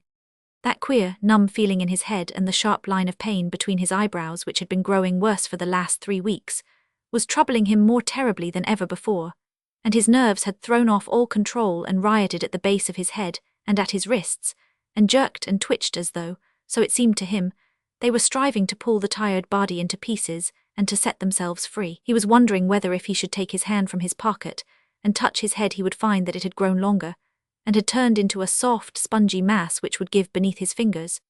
He considered this for some time, and even went so far as to half withdraw one hand, but thought better of it, and shoved it back again, as he considered how much less terrible it was to remain in doubt than to find that this phenomenon had actually taken place. The pity of the whole situation was that the boy was only a boy with all his man's miserable knowledge of the world, and the reason of it all was that he had entirely too much heart and not enough money to make an unsuccessful gambler. If he had only been able to lose his conscience instead of his money, or even if he had kept his conscience and won, it is not likely that he would have been waiting for the lights to go out at Monte Carlo. But he had not only lost all of his money and more besides, which he could never make up, but he had lost other things which meant much more to him now than money, and which could not be made up or paid back at even usurious interest. He had not only lost the right to sit at his father's table, but the right to think of the girl whose place in Surrey ran next to that of his own people, and whose lighted window in the north wing he had watched on those many dreary nights when she had been ill, from his own terrace across the trees in the park. And all he had gained was the notoriety that made him a byword with decent people, and the hero of the racetracks and the music halls. He was no longer young Harringford, the eldest son of the Harringfords of Surrey, but the Goodwood plunger, to whom fortune had made desperate love and had then jilted, and mocked and overthrown. As he looked back at it now and remembered himself as he was then, it seemed as though he was considering an entirely distinct and separate personage, a boy of whom he liked to think, who had had strong, healthy ambitions and gentle tastes. He reviewed it passionlessly as he stood staring at the lights inside the casino, as clearly as he was capable of doing in his present state, and with miserable interest, how he had laughed when young Norton told him in boyish confidence that there was a horse named Siren in his father's stables which would win the Goodwood Cup. How, having gone down to see Norton's people when the long vacation began, he had seen Siren daily, and had talked of her until 2 every morning in the smoking room, and had then stayed up 2 hours later to watch her take her trial spin over the downs. He remembered how they used to stamp back over the long grass wet with dew, comparing watches and talking of the time in whispers, and said good night as the sun broke over the trees in the park. And then just at this time of all others, when the horse was the only interest of those around him, from Lord Norton and his whole household down to the youngest stable boy and oldest gaffer in the village, he had come into his money. And then began the then and still inexplicable plunge into gambling, and the wagering of greater sums than the owner of Siren dared to risk himself, the secret backing of the horse through commissioners all over England, until the boy by his single fortune had brought the odds against her from 60-0 down to 6-0. He recalled, with a thrill that seemed to settle his nerves for the moment, the little black specks at the starting post and the larger specks as the horses turned the first corner. The rest of the people on the coach were making a great deal of noise, he remembered, but he, who had more to lose than any one or all of them together, had stood quite still with his feet on the wheel and his back against the box seat, and with his hands sunk into his pockets and the nails cutting through his gloves. Specks grew into horses with bits of colour on them, and then the deep muttering roar of the crowd merged into one great shout, and swelled and grew into sharper, quicker, impatient cries, as the horses turned into the stretch with only their heads showing toward the goal. Some of the people were shouting Firefly, and others were calling on Vixen, and others who had their glasses up cried Trouble Leads, but he only waited until he could distinguish the Norton colours, with his lips pressed tightly together. Then they came so close that their hoofs echoed as loudly as when horses gallop over a bridge, and from among the leaders Siren's beautiful head and shoulders showed like sealskin in the sun, and the boy on her back leaned forward and touched her gently with his hand, as they had so often seen him do on the downs, and Siren, as though he had touched a spring, leaped forward with her head shooting back and out, like a piston rod that has broken loose from its fastening and beats the air, while the jockey sat motionless, with his right arm hanging at his side, as limply as though it were broken, and with his left moving forward and back in time with the desperate strokes of the horse's head. Siren wins, cried Lord Norton with a grim smile, and Siren. The mob shouted back with wonder and angry disappointment, and Siren, The hills echoed from far across the course. Young Harringford felt as if he had suddenly been lifted into heaven after 3 months of purgatory, and smiled uncertainly at the excited people on the coach about him. It made him smile even now, when he recalled young Norton's flushed face and the awe and reproach in his voice when he climbed up and whispered, "Why, Cecil, they say in the ring you have won a fortune, and you never told us," and how Griffith, the biggest of the bookmakers with the rest of them at his back, came up to him and touched his hat resentfully and said, "You will have to give us time, sir. I am very hard hit." And how the crowd stood about him and looked at him curiously, and the certain royal personage turned and said, "Not that boy, surely." Then how, on the day following, the papers told of the young gentleman who of all others had won a fortune, thousands and thousands of pounds they said, getting back 60 for everyone he had ventured, and pictured him in baby clothes with the cup in his arms, or in an Eton jacket, and how all of them spoke of him slightingly, or admiringly, as the Goodwood plunger.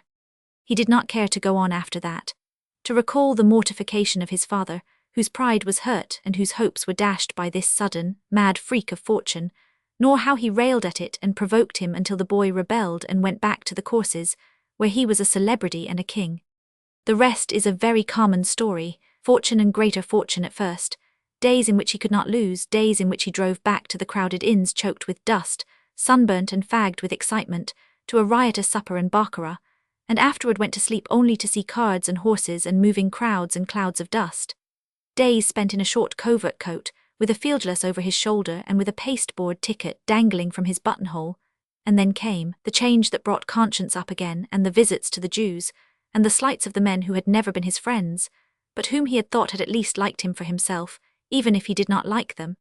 And then debts and more debts, and the borrowing of money to pay here and there, and threats of executions, and with it all the longing for the fields and trout springs of Surrey and the walk across the park to where she lived.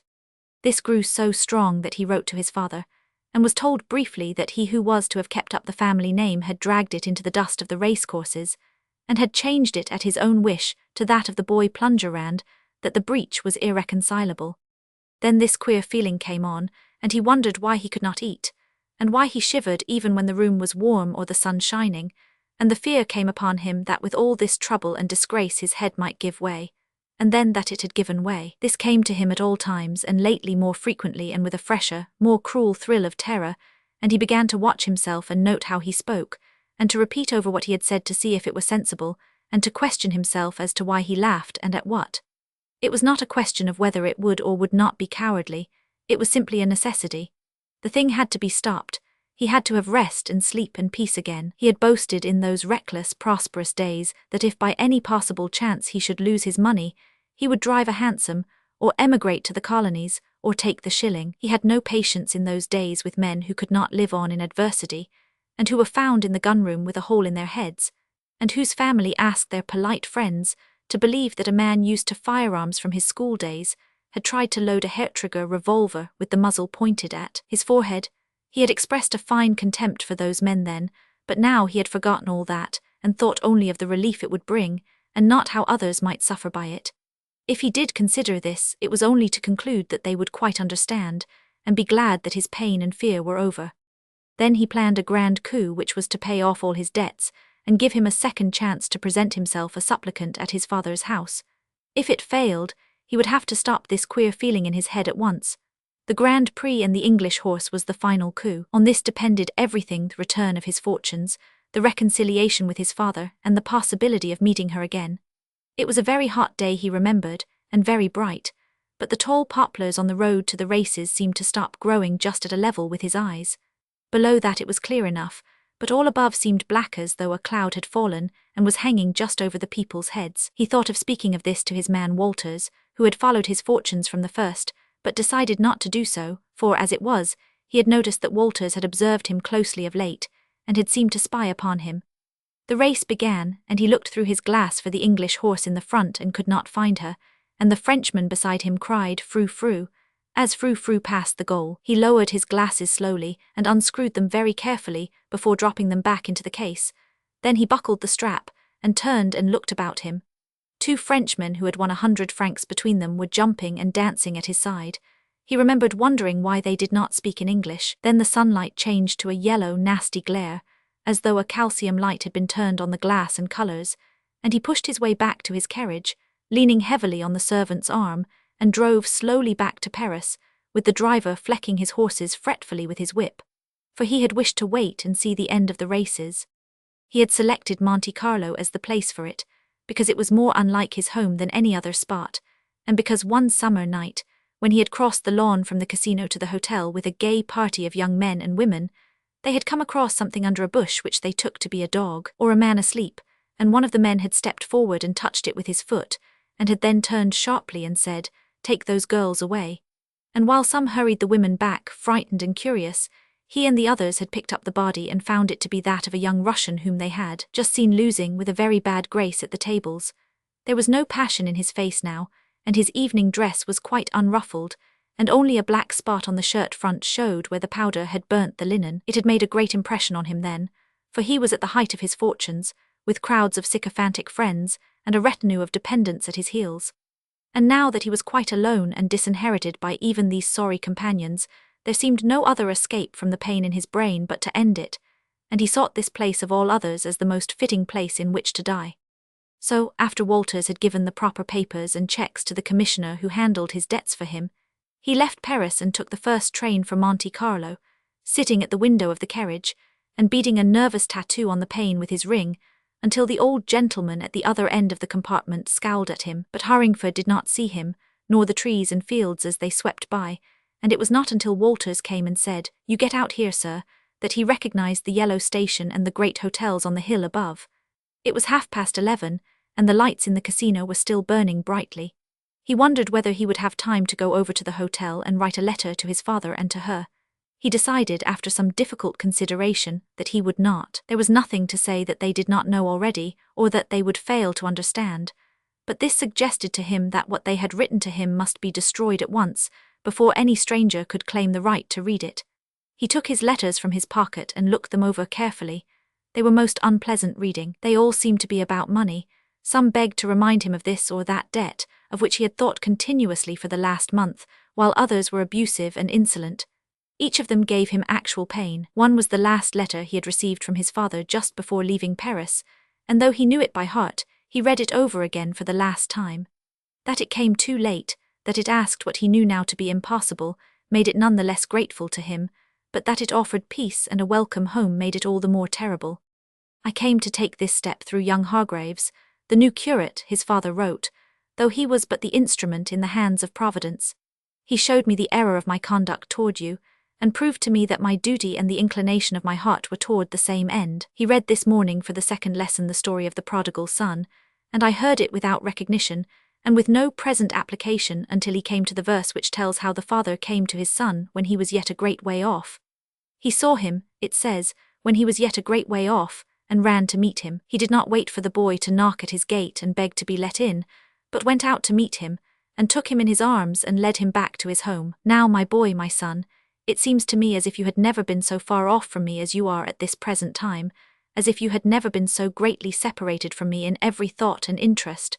We are even worse than strangers, for you think that my hand is against you, that I have closed the door of your home to you and driven you away.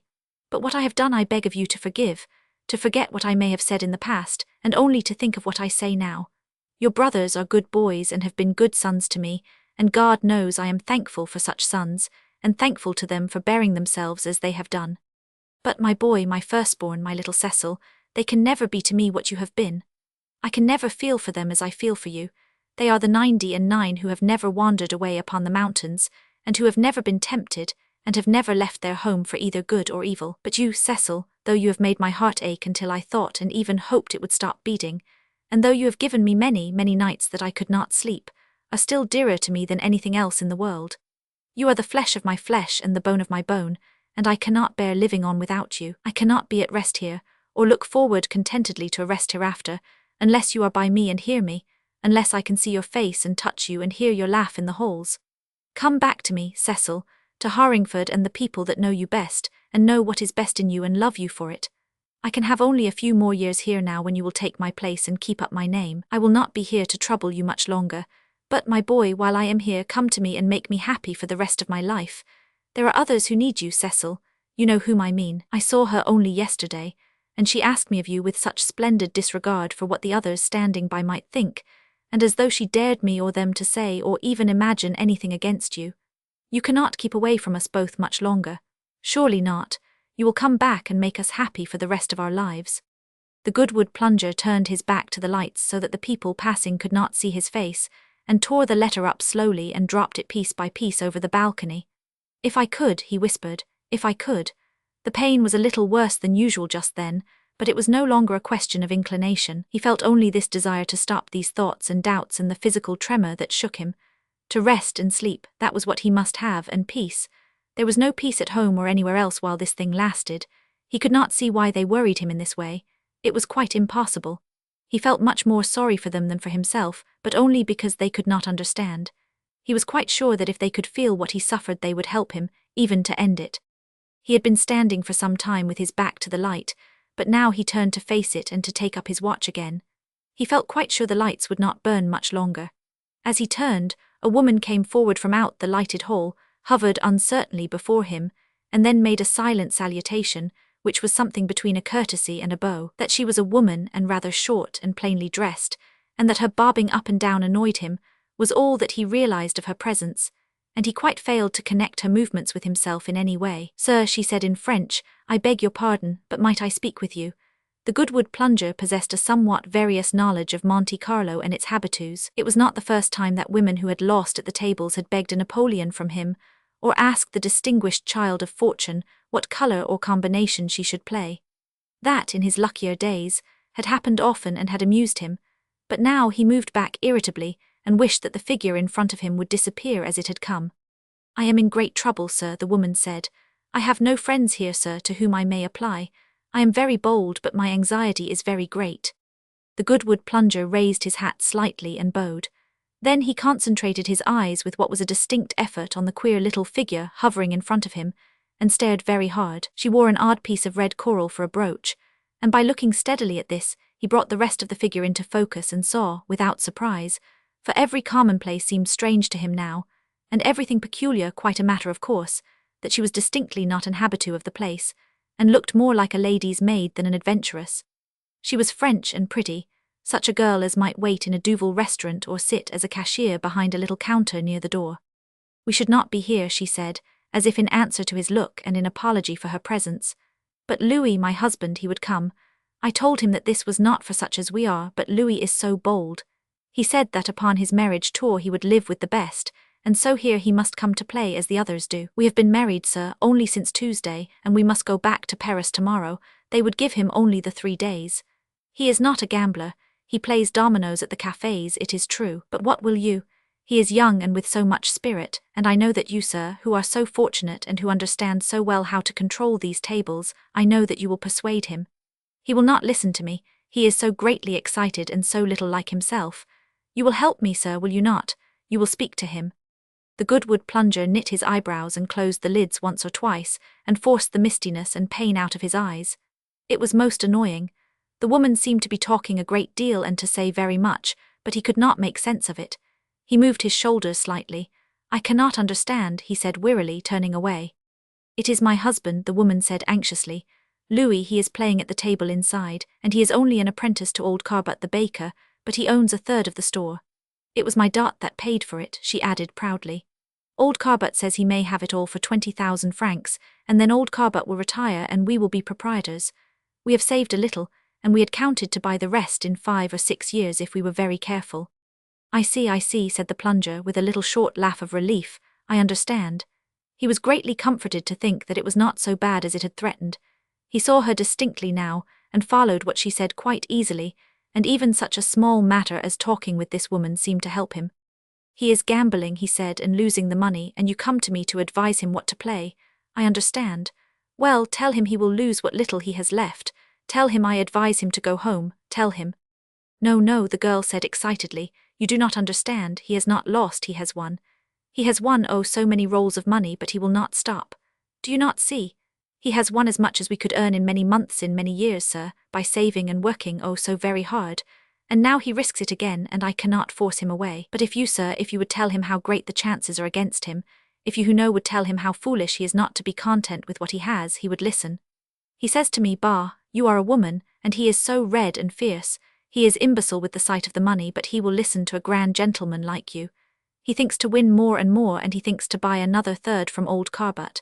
Is it not foolish? It is so wicked of him." "Oh yes," said the Goodwood plunger, nodding. "I see now. You want me to take him away so that he can keep what he has. I see, but I do not know him. He will not listen to me, you know. I have no right to interfere." He turned away, rubbing his hand across his forehead. He wished so much that this woman would leave him by himself. "Ah, but sir," cried the girl desperately and touching his coat, "you who are so fortunate and so rich, and of the great world, you cannot feel what this is to me. To have my own little shop, and to be free, and not to slave, and so until my back and fingers burn with the pain. Speak to him, sir. Ah, speak to him. It is so easy a thing to do, and he will listen to you." The Goodwood plunger turned again abruptly. "Where is he?" he said. "Point him out to me." The woman ran ahead with a murmur of gratitude to the open door, and pointed to where her husband was standing, leaning over and placing some money on one of the tables. He was a handsome young Frenchman, as bourgeois as his wife, and now terribly alive and excited in the self-contained air of the place, and in contrast with the silence of the great hall, he seemed even more conspicuously out of place. The plunger touched him on the arm, and the Frenchman shoved the hand off impatiently and without looking around. The plunger touched him again and forced him to turn toward him. "Well," said the Frenchman quickly, "well." "Madame, your wife," said Cecil with the grave politeness of an old man, "has done me the honor to take me into her confidence. She tells me that you have won a great deal of money, that you could put it to good use at home, and so save yourselves much drudgery and debt and all that sort of trouble. You are quite right if you say it is no concern of mine. It is not. But really, you know, there is a great deal of sense in what she wants, and you have apparently already won a large sum." The Frenchman was visibly surprised at this approach. He paused for a second or two in some doubt, and even awe, for the disinherited one carried the mark of a personage of consideration, and of one whose position is secure. Then he gave a short, unmirthful laugh. "You are most kind, sir," he said with mock politeness and with an impatient shrug. "But Madame, my wife, has not done well to interest a stranger in this affair, which, as you say, concerns you not." He turned to the table again with a defiant swagger of independence, and placed 2 rolls of money upon the cloth, casting at the same moment a childish look of displeasure at his wife. "You see," said the plunger, with a deprecatory turning out of his hands, but there was so much grief on the girl's face that he turned again to the gambler and touched his arm. He could not tell why he was so interested in these two. He had witnessed many such scenes before, and they had not affected him in any way except to make him move out of hearing. But the same dumb numbness in his head, which made so many things seem possible that should have been terrible even to think upon, made him stubborn and unreasonable over this. He felt intuitively it could not be said that he thought that the woman was right and the man wrong, and so he grasped him again by the arm, and said sharply this time, "Come away, do you hear? You are acting foolishly."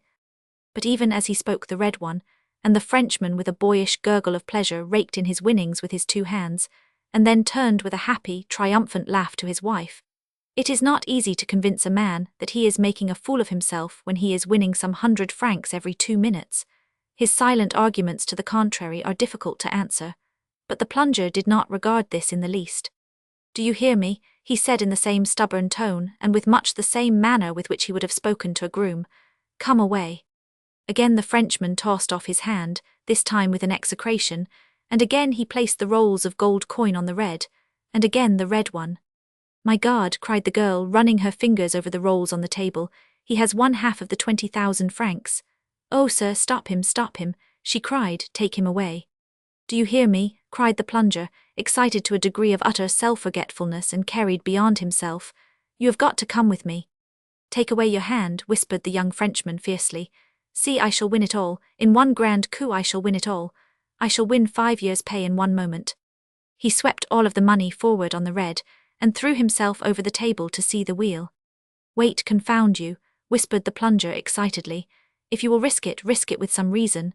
You cannot play all that money, they will not take it.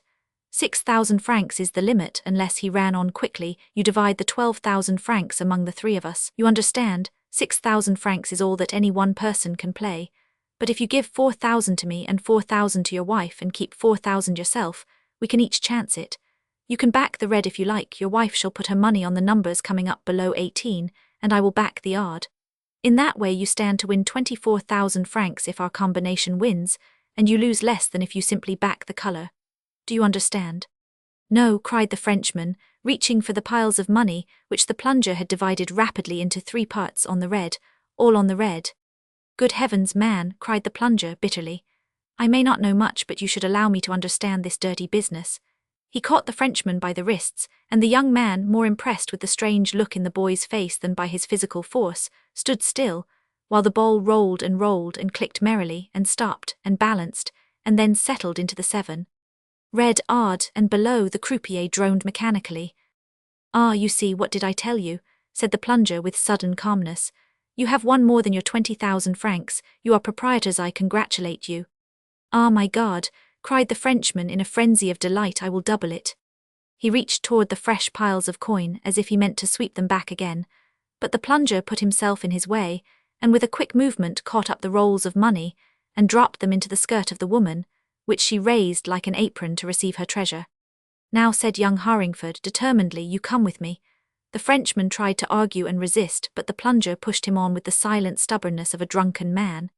He handed the woman into a carriage at the door, shoved her husband in beside her, and while the man drove to the address she gave him, he told the Frenchman with an air of a chief of police that he must leave Monte Carlo at once, that very night. Do you suppose I do not know? He said. Do you fancy I speak without knowledge? I have seen them come here rich and go away paupers, but you shall not, you shall keep what you have and spite them. He sent the woman up to her room to pack while he expostulated with and browbeat the excited bridegroom in the carriage. When she returned with the bag packed, and so heavy with the gold that the servants could hardly lift it up beside the driver, he ordered the coachman to go down the hill to the station. The train for Paris leaves at midnight, he said, and you will be there by morning. Then you must close your bargain with this old carbutt and never return here again. The Frenchman had turned during the ride from an angry, indignant prisoner to a joyful madman, and was now tearfully and effusively humble in his petitions for pardon and in his thanks. Their benefactor, as they were pleased to call him, hurried them into the waiting train and ran to purchase their tickets for them. Now, he said, as the guard locked the door of the compartment, you are alone, and no one can get in and you cannot get out. Go back to your home, to your new home, and never come to this wretched place again. Promise me you understand, never again. They promised with effusive reiteration. They embraced each other like children, and the man, pulling off his hat, called upon the good Lord to thank the gentleman. You will be in Paris, will you not? Said the woman in an ecstasy of pleasure, and you will come to see us in our own shop, will you not? Ah, we should be so greatly honored, sir, if you would visit us, if you would come to the home you have given us. You have helped us so greatly, sir, she said, and may heaven bless you.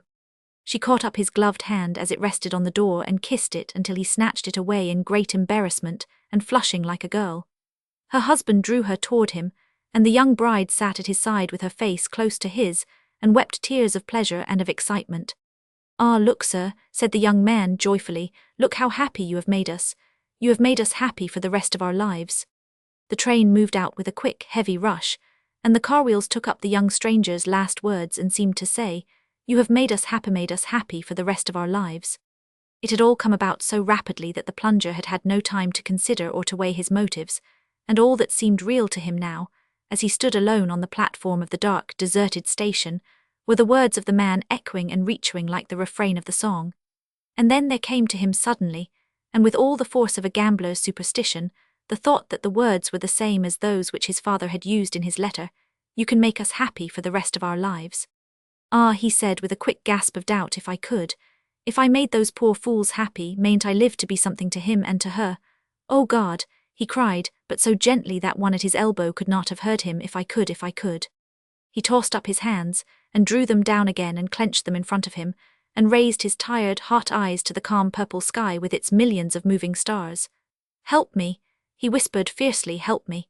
And as he lowered his head the queer numb feeling seemed to go, and a calm came over his nerves and left him in peace. He did not know what it might be, nor did he dare to question the change which had come to him, but turned and slowly mounted the hill, with the awe and fear still upon him of one who had passed beyond himself for one brief moment into another world. When he reached his room he found his servant bending with an anxious face over a letter which he tore up guiltily as his master entered.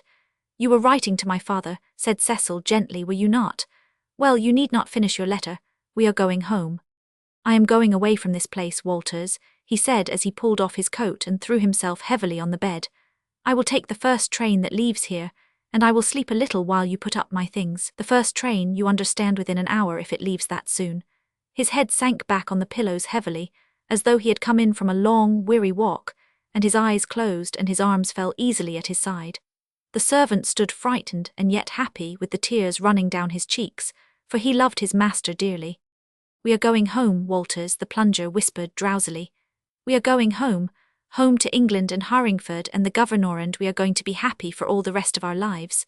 He paused a moment, and Walters bent forward over the bed and held his breath to listen. "For he came to me," murmured the boy, as though he was speaking in his sleep, "when I was yet a great way off, while I was yet a great way off, and ran to meet me." His voice sank until it died away into silence, and a few hours later, when Walters came to wake him, he found his master sleeping like a child and smiling in his sleep. The cynical Miss Catherwaite. Miss Catherwaite's collection of orders and decorations and medals was her chief offence in the eyes of those of her dear friends who thought her clever but cynical.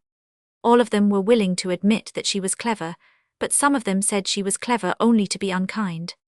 Young Van Bibber had said that if Miss Catherwaite did not like dances and days and teas, she had only to stop going to them instead of making unpleasant remarks about those who 999.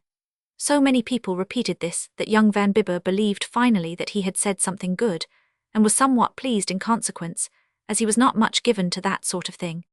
Mrs. Catherwaite, while she was alive, lived solely for society, and so some people said, not only lived but died for it. She certainly did go about a great deal, and she used to carry her husband away from his library every night of every season, and left him standing in the doorways of drawing-rooms, outwardly courteous and distinguished-looking, but inwardly somnolent and unhappy. She was a born and trained social leader, and her daughter's coming out was to have been the greatest effort of her life. She regarded it as an event in the dear child's lifetime, second only in importance to her birth, equally important with her probable marriage, and of much more poignant interest than her possible death. But the great effort proved too much for the mother, and she died, fondly remembered by her peers, and tenderly referred to by a great many people who could not even show a card for her Thursdays. Her husband and her daughter were not going out of necessity for more than a year after her death, and then felt no inclination to begin over again, but lived very much together and showed themselves only occasionally. They entertained, though, a great deal in the way of dinners, and an invitation to one of these dinners soon became a diploma for intellectual as well as social qualifications of a very high order. One was always sure of meeting someone of consideration there, which was pleasant in itself, and also rendered it easy to let one's friends know where one had been dining. It sounded so flat to boast abruptly, "I dined at the Catherwaites last night," while it seemed only natural to remark, "That reminds me of a story that novelist, what's his name, told at Mr. Catherwaite's, or that English chap who's been in Africa was at the Catherwaites the other night, and told me." After one of these dinners, people always asked to be allowed to look over Miss Catherwaite's collection, of which almost everybody had heard. It consisted of over 100 medals and decorations, which Miss Catherwaite had purchased while on the long tour she made with her father in all parts of the world. Each of them had been given as a reward for some public service, as a recognition of some virtue of the highest order, for personal bravery, for statesmanship, for great genius in the arts, and each had been pawned by the recipient or sold outright. Miss Catherwaite referred to them as her collection of dishonored honors, and called them variously her orders of the Knights of the Almighty Dollar, pledges to patriotism and the pawnshops, and honors at second hand. It was her particular fad to get as many of these together as she could, and to know the story of each. The less creditable the story, the more highly she valued the medal. People might think it was not a pretty hobby for a young girl, but they could not help smiling at the stories, and at the scorn with which she told them. "These," she would say, "are crosses of the Legion of Honor. They are of the lowest degree, that of Chevalier. I keep them in this cigar box to show how cheaply I got them and how cheaply I hold them. I think you can get them here in New York for $10. They cost more than that, about 100 francs in Paris. At second hand, of course. The French government can imprison you, you know, for 10 years if you wear one without the right to do so, but they have no punishment for those who choose to part with them for a mess of pottage. All these," she would run on, "are English war medals. See, on this one is Ulmer, Balaclava and Sebastopol. He was quite a veteran, was he not? Well, he sold this to a dealer on Wardour Street, London, for 5 and 6. You can get any number of them on the Bowery for their weight in silver. I tried very hard to get a Victoria Cross when I was in England, and I only succeeded in getting this one after a great deal of trouble. They value the cross so highly, you know, that it is the only other decoration in the case which holds the Order of the Garter in the jewel room at the Tower. It is made of copper, so that its intrinsic value will not have any weight with the man who gets it, but I bought this nevertheless for £5. The soldier to whom it belonged had loaded and fired a cannon all alone when the rest of the men about the battery had run away. He was captured by the enemy, but retaken immediately afterward by reinforcements from his own side, and the general in command recommended him to the Queen for decoration. He sold his cross to the proprietor of a curiosity shop and drank himself to death. I felt rather meanly about keeping it and hunted up his widow to return it to her, but she said I could have it for a consideration. This gold medal was given, as you see, to Hiram J. Stillman of the sloop Annie Barker for saving the crew of the steamship Olivia, June 18, 1888, by the President of the United States and both Houses of Congress. I found it on Baxter Street in a pawnshop. The gallant Hiram J. had pawned it for $16 and never came back to claim it. But Miss Catherwaite, some optimist would object, these men undoubtedly did do something brave and noble once. You cannot get back of that, and they did not do it for a medal either, but because it was their duty. And so the medal meant nothing to them. Their conscience told them they had done the right thing. They did not need a stamped coin to remind them of it, or of their wounds either, perhaps. Quite right, that's quite true, Miss Catherwaite would say. But how about this? Look at this gold medal with the diamonds, presented to Colonel James F. Placer by the men of his regiment, in camp before Richmond. Every soldier in the regiment gave something toward that, and yet the brave gentleman put it up at a game of poker one night, and the officer who won it sold it to the man who gave it to me. Can you defend that? Miss Catherwaite was well known to the proprietors of the pawnshops and loan offices on the Bowery and Park Row. They learned to look for her once a month, and saved what medals they received for her, and tried to learn their stories from the people who pawned them, or else invented some story which they hoped would answer just as well. Though her brougham produced a sensation in the unfashionable streets into which she directed it, she was never annoyed. Her maid went with her into the shops, and one of the grooms always stood at the door within call, to the intense delight of the neighborhood, and one day she found what from her point of view was a perfect gem. It was a poor, cheap-looking, tarnished silver medal, $50 once, undoubtedly, beaten out roughly into the shape of a heart, and engraved in script by the jeweler of some country town. On one side were two clasped hands with a wreath around them, and on the reverse was this inscription, "From Henry Burgoyne to his beloved friend Louis 50, Lockwood," and below, "Through prosperity and adversity." That was all, and here it was among razors and pistols and family Bibles in a pawnbroker's window. What a story there was in that! These two boy friends, and their boyish friendship that was to withstand adversity and prosperity, and all that remained of it was this inscription to its memory like the wording on a tomb. He could not have got so much on it anyway, said the pawnbroker, entering into her humor. I did not lend him more'n $0.25 at the most. Miss Catherwaite stood wondering if the Louis 50, Lockwood could be Louis Lockwood, the lawyer one read so much about. Then she remembered his middle name was Lyman, and said quickly, "I will take it, please." She stepped into the carriage, and told the man to go find a directory and look for Louis Lyman Lockwood. The groom returned in a few minutes and said there was such a name down in the book as a lawyer, and that his office was such a number on Broadway, it must be near Liberty. "Go there," said Miss Catherwaite. Her determination was made so quickly that they had stopped in front of a huge pile of offices, sandwiched in, one above the other until they towered mountains high, before she had quite settled in her mind what she wanted to know, or had appreciated how strange her errand might appear. Mr. Lockwood was out, one of the young men in the outer office said, but the junior partner, Mr. Latimer, was in and would see her. She had only time to remember that the junior partner was a dancing acquaintance of hers, before young Mr. Latimer stood before her smiling, and with her card in his hand. "Mr. Lockwood is out just at present, Miss Catherwaite," he said, "but he will be back in a moment. Will not you come into the other room and wait? I am sure he will not be away over 5 minutes, or is it something I could do?" She saw that he was surprised to see her, and a little ill at ease as to just how to take her visit. He tried to make it appear that he considered it the most natural thing in the world, but he overdid it, and she saw that her presence was something quite out of the common. This did not tend to set her any more at her ease. She already regretted the step she had taken. What if it should prove to be the same Lockwood, she thought, and what would they think of her? "Perhaps you will do better than Mr. Lockwood," she said, as she followed him into the inner office. "I fear I have come upon a very foolish errand, and one that has nothing at all to do with the law." "Not a breach of promise suit, then," said young Latimer with a smile. Perhaps it is only an innocent subscription to a most worthy charity. I was afraid at first," he went on lightly, "that it was legal redress you wanted, and I was hoping that the way I led the Kurdert's cotillion had made you think I could conduct you through the mazes of the law as well." "No," returned Miss Catherwaite with a nervous laugh, "it has to do with my unfortunate collection. This is what brought me here," she said, holding out the silver medal. "I came across it just now in the Bowery. The name was the same, and I thought it just possible Mr. Lockwood would like to have it, or, to tell you the truth, that he might tell me what had become of the Henry Bergen who gave it to him." Young Latimer had the medal in his hand before she had finished speaking, and was examining it carefully. He looked up with just a touch of colour in his cheeks and straightened himself visibly. "Please do not be offended," said the fair collector. "I know what you think. You have heard of my stupid collection, and I know you think I meant to add this to it, but indeed, now that I have had time to think, I came here immediately from the pawnshop, and I was so interested, like all collectors, that I did not stop to consider. That's the worst of a hobby. It carries one roughshod over other people's feelings and runs away with one. I beg of you, if you do know anything about the coin, just to keep it and do not tell me, and I assure you what little I know I will keep quite to myself." Young Latimer bowed and stood looking at her curiously, with the medal in his hand. "I hardly know what to say," he began slowly.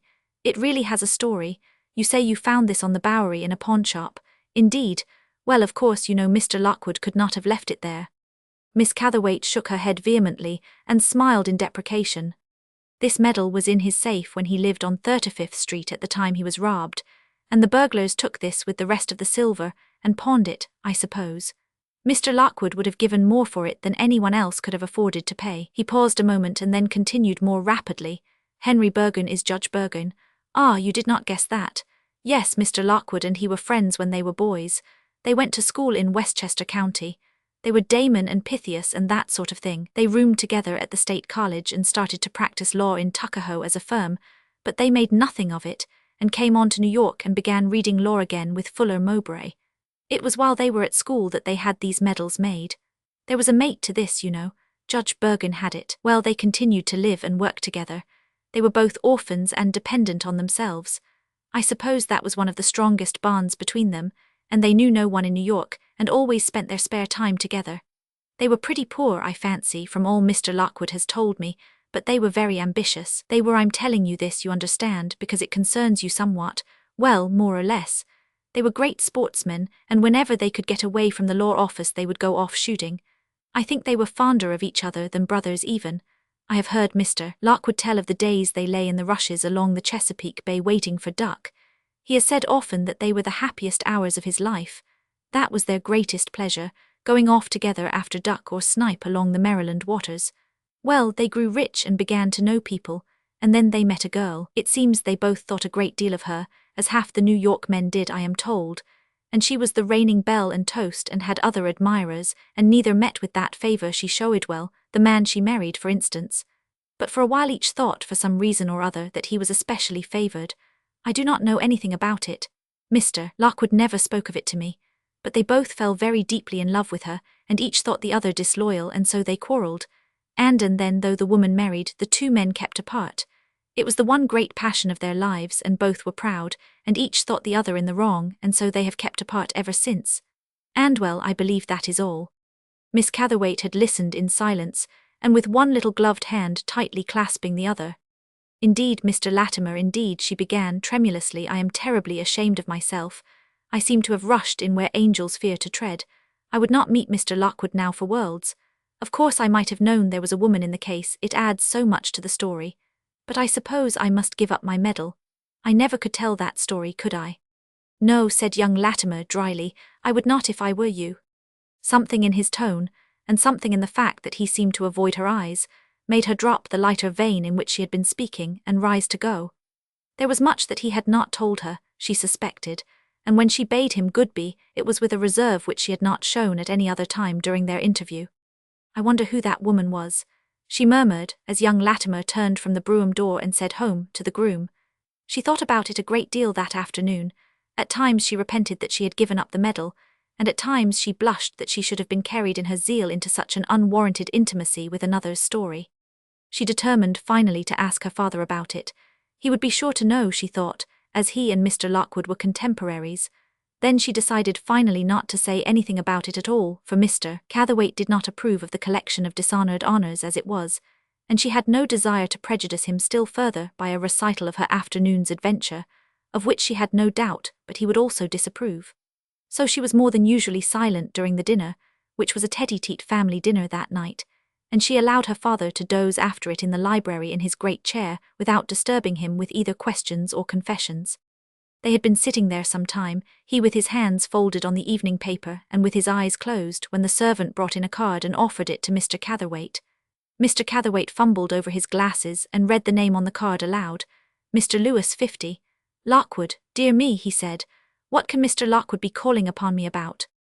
Miss Catherwaite sat upright and reached out for the card with a nervous, gasping little laugh. Oh, I think it must be for me, she said. I am quite sure it is intended for me. I was at his office today, you see, to return him some keepsake of his that I found in an old curiosity shop, something with his name on it that had been stolen from him and pawned. It was just a trifle. You needn't go down, dear, I will see him. It was I he asked for, I am sure, was it not, Morris? Morris was not quite sure. Being such an old gentleman, he thought it must be for Mr. Catherwaite he would come. Mr. Catherwaite was not greatly interested. He did not like to disturb his after-dinner nap, and he settled back in his chair again and refolded his hands. I hardly thought he could have come to see me, he murmured drowsily, though I used to see enough and more than enough of Lewis Lockwood once, my dear, he added with a smile as he opened his eyes and nodded before he shut them again. That was before your mother and I were engaged, and people did say that young Lockwood's chances at that time were as good as mine. But they were not, it seems. He was very attentive, though, very attentive. Miss Catherwaite stood startled and motionless at the door from which she had turned. Attentivito whom? She asked quickly and in a very low voice. To my mother. Mr. Catherwaite did not deign to open his eyes this time, but moved his head uneasily as if he wished to be let alone. To your mother, of course, my child, he answered. Of whom else was I speaking? Miss Catherwaite went down the stairs to the drawing-room slowly, and paused halfway to allow this new suggestion to settle in her mind. There was something distasteful to her, something that seemed not altogether unblameable, in a woman's having two men quarrel about her, neither of whom was the woman's husband. And yet this girl of whom Latimer had spoken must be her mother, and she of course could do no wrong.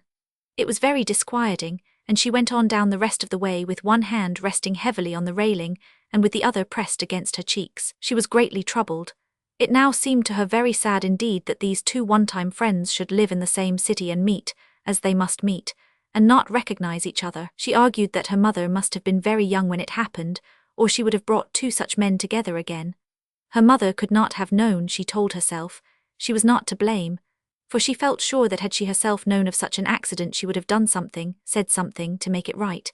And she was not half the woman her mother had been, she was sure of that. There was something very likeable in the old gentleman who came forward to greet her as she entered the drawing-room, something courtly and of the old school, of which she was so tired of hearing, but of which she wished she could have seen more in the men she met. Young Mr. Latimer had accompanied his guardian, exactly why she did not see, but she recognized his presence slightly. He seemed quite content to remain in the background. Mr. Lockwood, as she had expected, explained that he had called to thank her for the return of the medal. He had it in his hand as he spoke, and touched it gently with the tips of his fingers as though caressing it.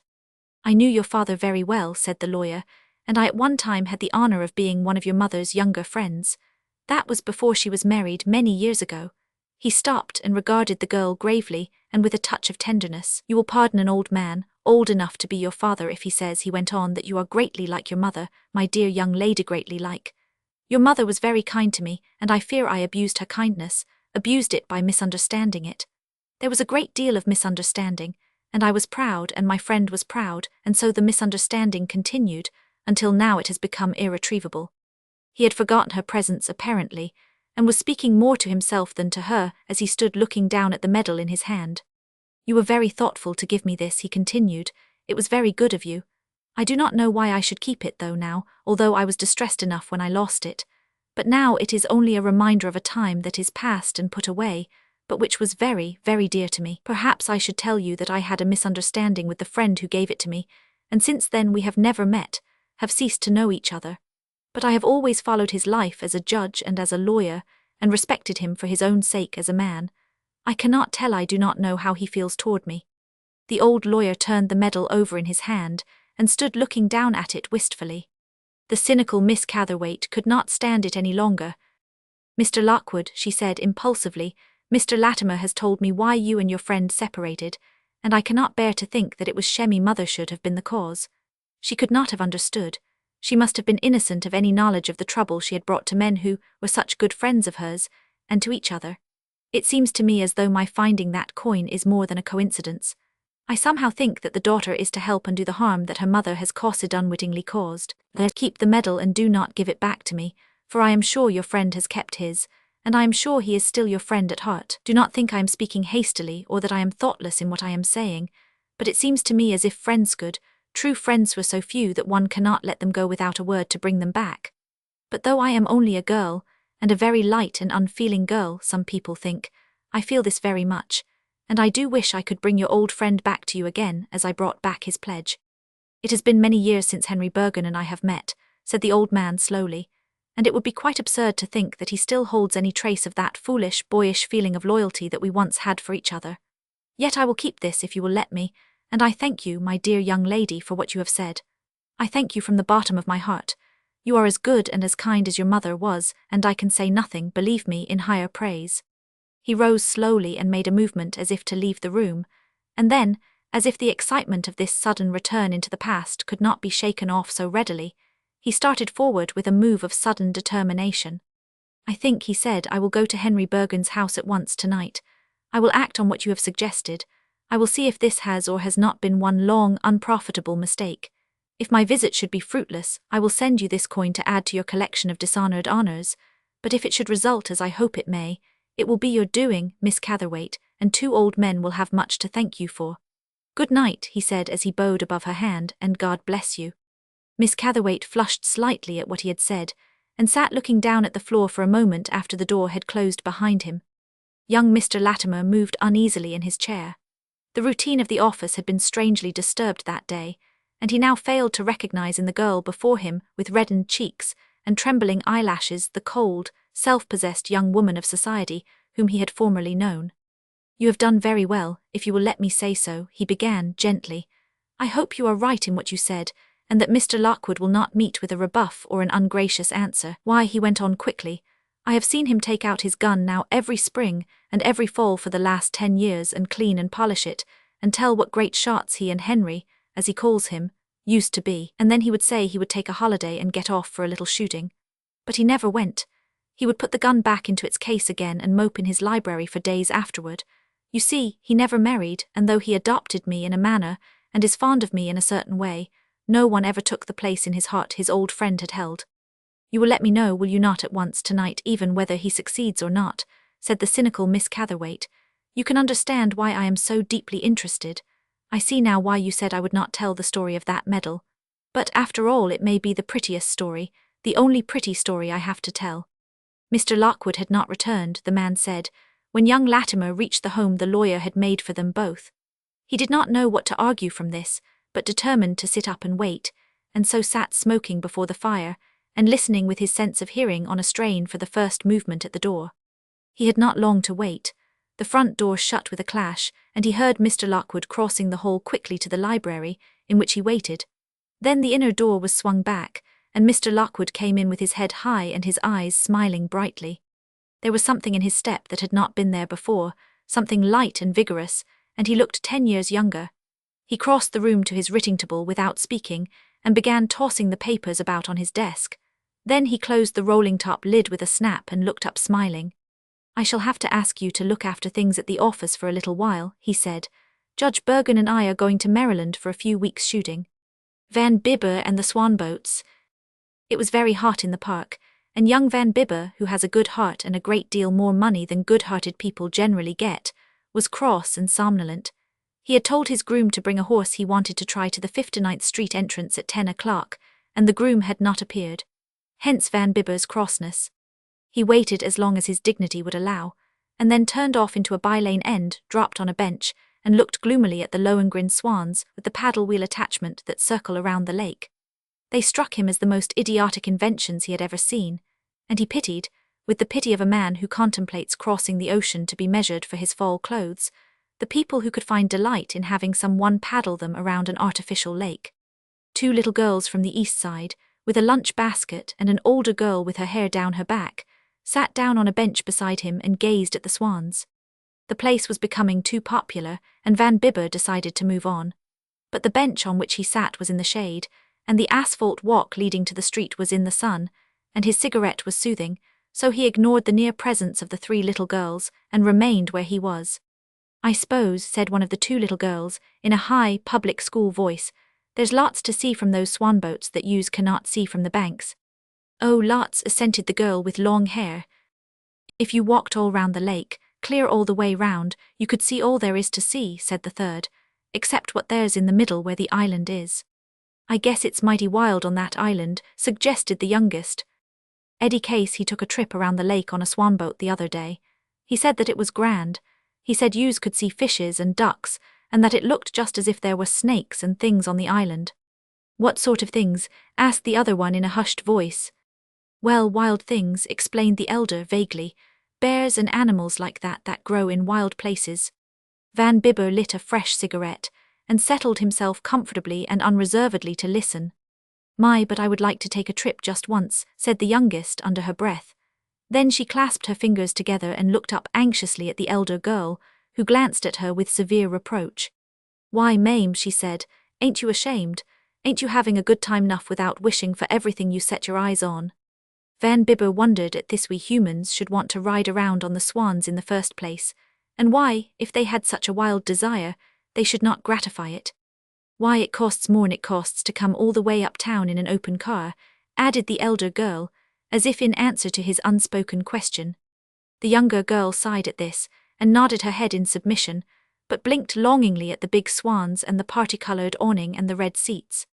"I beg your pardon," said Van Bibber, addressing himself uneasily to the eldest girl with long hair, "but if the little girl would like to go around in one of those things, and has not brought the change with her, you know, I am sure I should be very glad if she would allow me to send her around." "Oh, will you?" exclaimed the little girl with a jump, and so sharply and in such a shrill voice that Van Bibber shuddered. But the elder girl objected. "I am afraid Ma would not like our taking money from anyone we did not know," she said with dignity, "but if you are going anyway and want company—" "Oh my no," said Van Bibber hurriedly. He tried to picture himself riding around the lake behind a tin swan with 3 little girls from the east side and a lunch basket. "Then," said the head of the trio, "we cannot go." There was such a look of uncomplaining acceptance of this verdict on the part of the 2 little girls that Van Bibber felt uncomfortable. He looked to the right and to the left, and then said desperately, "Well, come along." The young man in a blue flannel shirt who did the paddling smiled at Van Bibber's riding breeches, which were so very loose at one end and so very tight at the other, and at his gloves and crop, but Van Bibber pretended not to care. The 3 little girls placed the awful lunch basket on the front seat and sat on the middle one, and Van Bibber cowered in the back. They were hushed in silent ecstasy when it started, and gave little gasps of pleasure when it careened slightly in turning. It was shady under the awning, and the motion was pleasant enough, but Van Bibber was so afraid someone would see him that he failed to enjoy it. But as soon as they passed into the narrow straits and were shut in by the bushes and were out of sight of the people, he relaxed and began to play the host. He pointed out the fishes among the rocks at the edges of the pool, and the sparrows and robins bathing and ruffling their feathers in the shallow water, and agreed with them about the possibility of bears, and even tigers, in the wild part of the island, although the glimpse of the grey helmet of a park policeman made such a supposition doubtful. And it really seemed as though they were enjoying it more than he ever enjoyed a trip up the Sound on a yacht, or across the ocean on a record-breaking steamship. It seemed long enough before they got back to Van Bibber, but his guests were evidently but barely satisfied. Still, all the goodness in his nature would not allow him to go through that ordeal again. He stepped out of the boat eagerly, and helped out the girl with long hair as though she had been a princess, and tipped the rude young man who had laughed at him, but who was perspiring now with the work he had done. And then, as he turned to leave the dock, he came face to face with a girl he knew and her brother. Her brother said, "How are you, Van Bibber? Been taking a trip around the world in 80 minutes, and added in a low voice, "Introduce me to your young lady friends from Hester Street." "Ah, how are you, quite a surprise," gasped Van Bibber while his late guest stared admiringly at the pretty young lady in the riding habit and utterly refused to move on. "Been taking ride on the lake," stammered Van Bibber, "most exhilarating. Young friends of mine, these young ladies never rode on lake, so I took 'em. Did you see me?" "Oh yes, we saw you," said her brother dryly, while she only smiled at him, but so kindly and with such perfect understanding that Van Bibber grew red with pleasure, and bought 3 long strings of tickets for the Swans at some absurd discount, and gave each little girl a string. "There," said her brother to the little ladies from Hester Street, "now you can take trips for a week without stopping. Do not try to smuggle in any laces, and do not forget to fee the smoking room steward." The girl he knew said they were walking over to the stables, and that he had better go get his other horse and join her, which was to be his reward for taking care of the young ladies. And the 3 little girls proceeded to use up the yards of tickets so industriously that they were sunburned when they reached the tenement, and went to bed dreaming of a big white swan and a beautiful young gentleman in patent leather riding boots and baggy breeches. Van Bibber's burglar. There had been a dance uptown, but as Van Bibber could not find her there, he accepted young Travers's suggestion to go over to Jersey City and see a go-between Dutchy Mac and a coloured person professionally known as the Black Diamond.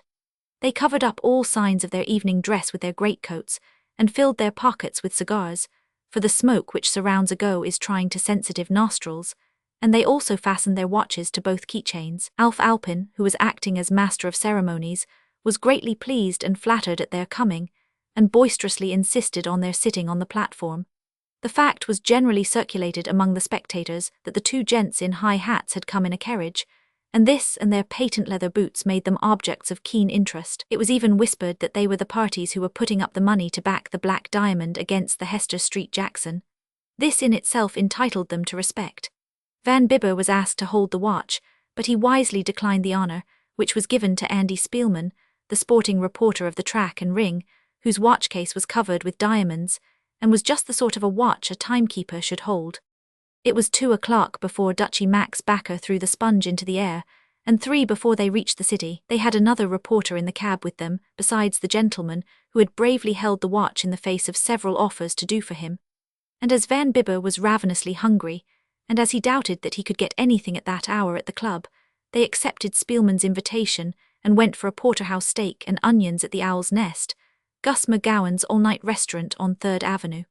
It was a very dingy, dirty place, but it was as warm as the engineer room of a steamboat, and the steak was perfectly done and tender.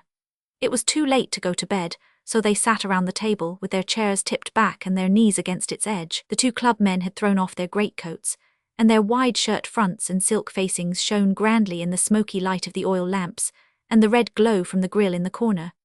They talked about the life the reporters led, and the Philistines asked foolish questions, which the gentlemen of the press answered without showing them how foolish they were. "And I suppose you have all sorts of curious adventures," said Van Bibber tentatively. "Well, no, not what I would call adventures," said one of the reporters. "I have never seen anything that could not be explained or attributed directly to some known cause, such as crime or poverty or drink.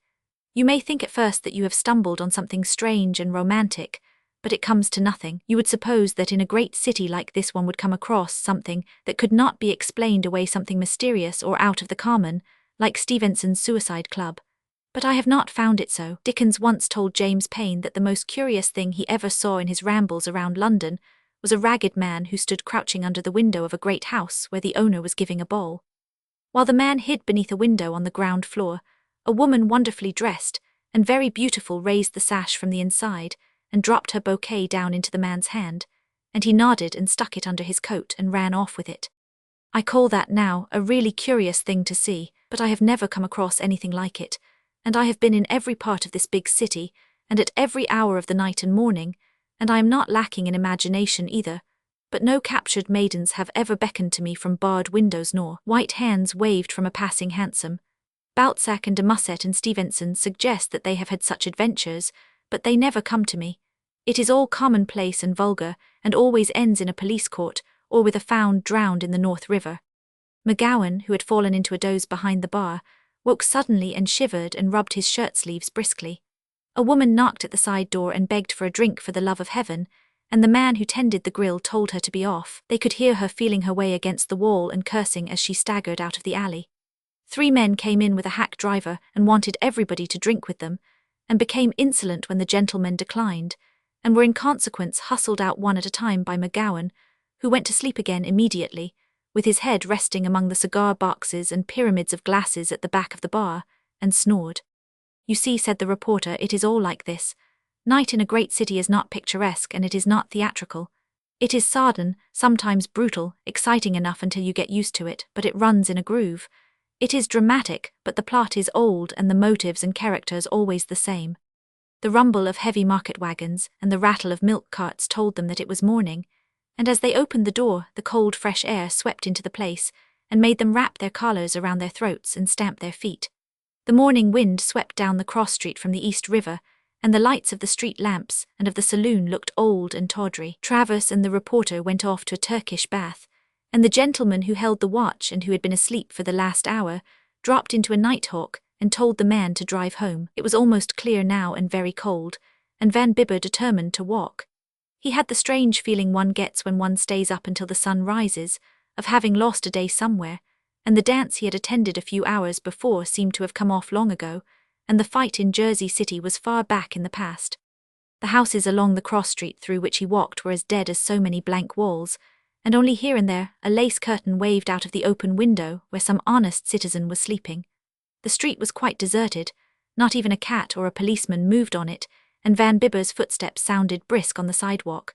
There was a great house at the corner of the avenue and the cross street on which he was walking. The house faced the avenue and a stone wall ran back to the brown stone stable which opened on the side street.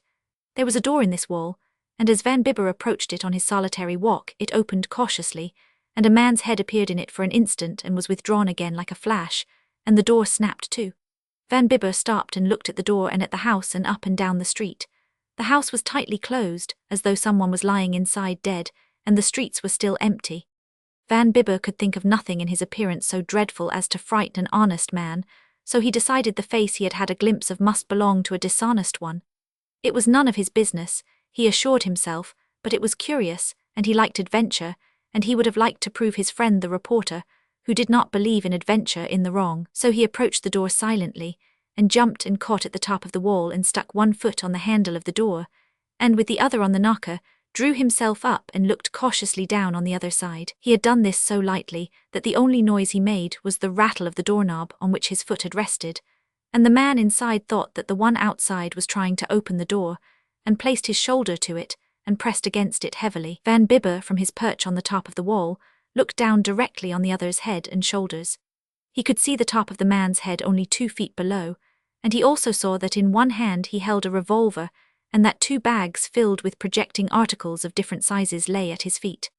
It did not need explanatory notes to tell Van Bibber that the man below had robbed the big house on the corner, and that if it had not been for his having passed, when he did, the burglar would have escaped with his treasure. His first thought was that he was not a policeman, and that a fight with a burglar was not in his line of life.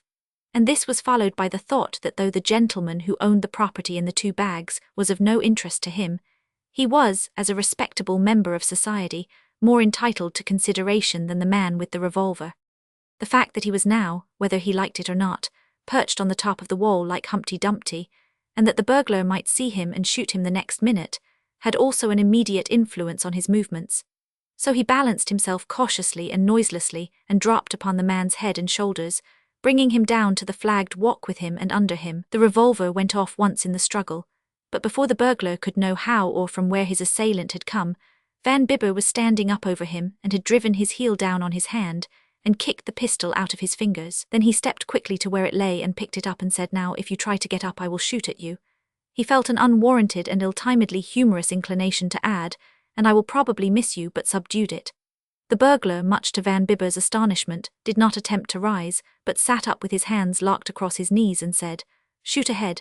I would a damned sight rather you would." His teeth were set and his face desperate and bitter, and hopeless to a degree of utter hopelessness that Van Bibber had never imagined. "Go ahead," reiterated the man doggedly, "I will not move. Shoot me." It was a most unpleasant situation. Van Bibber felt the pistol loosening in his hand, and he was conscious of a strong inclination to lay it down and ask the burglar to tell him all about it. "You have not got much heart," said Van Bibber finally. "You are a pretty poor sort of a burglar, I should say." "What's the use?" said the man fiercely. "I will not go back there alive. I have served my time forever in that hole. If I have to go back, Agins help me if I do not do for a keeper and die for it. But I will not serve there no more." "Go back where?" asked Van Bibber gently and greatly interested. "To prison." To prison, yes, cried the man hoarsely, to a grave, that's where. Look at my face, he said, and look at my hair. That ought to tell you where I have been. With all the colour gone out of my skin and all the life out of my legs. You needn't be afraid of me. I could not hurt you if I wanted to. I am a skeleton and a baby, I am. I could not kill a cat. And now you are going to send me back again for another lifetime. For 20 years this time, into that cold, forsaken hole, and after I'd done my time so well and worked so hard. Van Bibber shifted the pistol from one hand to the other and eyed his prisoner doubtfully. How long have you been out? He asked, seating himself on the steps of the kitchen and holding the revolver between his knees. The sun was driving the morning mist away, and he had forgotten the cold. I got out yesterday, said the man. Van Bibber glanced at the bags and lifted the revolver. You did not waste much time, he said. No, answered the man sullenly, no, I did not. I knew this place and I wanted money to get west to my folks, and the society said I would have to wait until I earned it, and I could not wait. I have not seen my wife for 7 years, nor my daughter. 7 years, young man, think of that, 7 years. Do you know how long that is? 7 years without seeing your wife or your child. And they are straight people, they are, he added hastily. My wife moved west after I was put away and took another name, and my girl never knew nothing about me. She thinks I am away at sea. I was to join M. That was the plan. I was to join M, and I thought I could lift enough here to get the fare. And now, he added, dropping his face in his hands, I have got to go back. And I had meant to live straight after I got west. God help me, but I did. Not that it makes much difference now. And I do not care whether you believe it or not neither, he added fiercely. I did not say whether I believed it or not, answered Van Bibber, with grave consideration. He eyed the man for a brief space without speaking, and the burglar looked back at him, doggedly and defiantly, and with not the faintest suggestion of hope in his eyes, or of appeal for mercy. Perhaps it was because of this fact, or perhaps it was the wife and child that moved Van Bibber, but whatever his motives were, he acted on them promptly. I suppose, though, he said as though speaking to himself, that I ought to give you up. I will never go back alive, said the burglar quietly. Well, that's bad too, said Van Bibber. Of course I do not know whether you are lying or not, and as to your meaning to live honestly, I very much doubt it.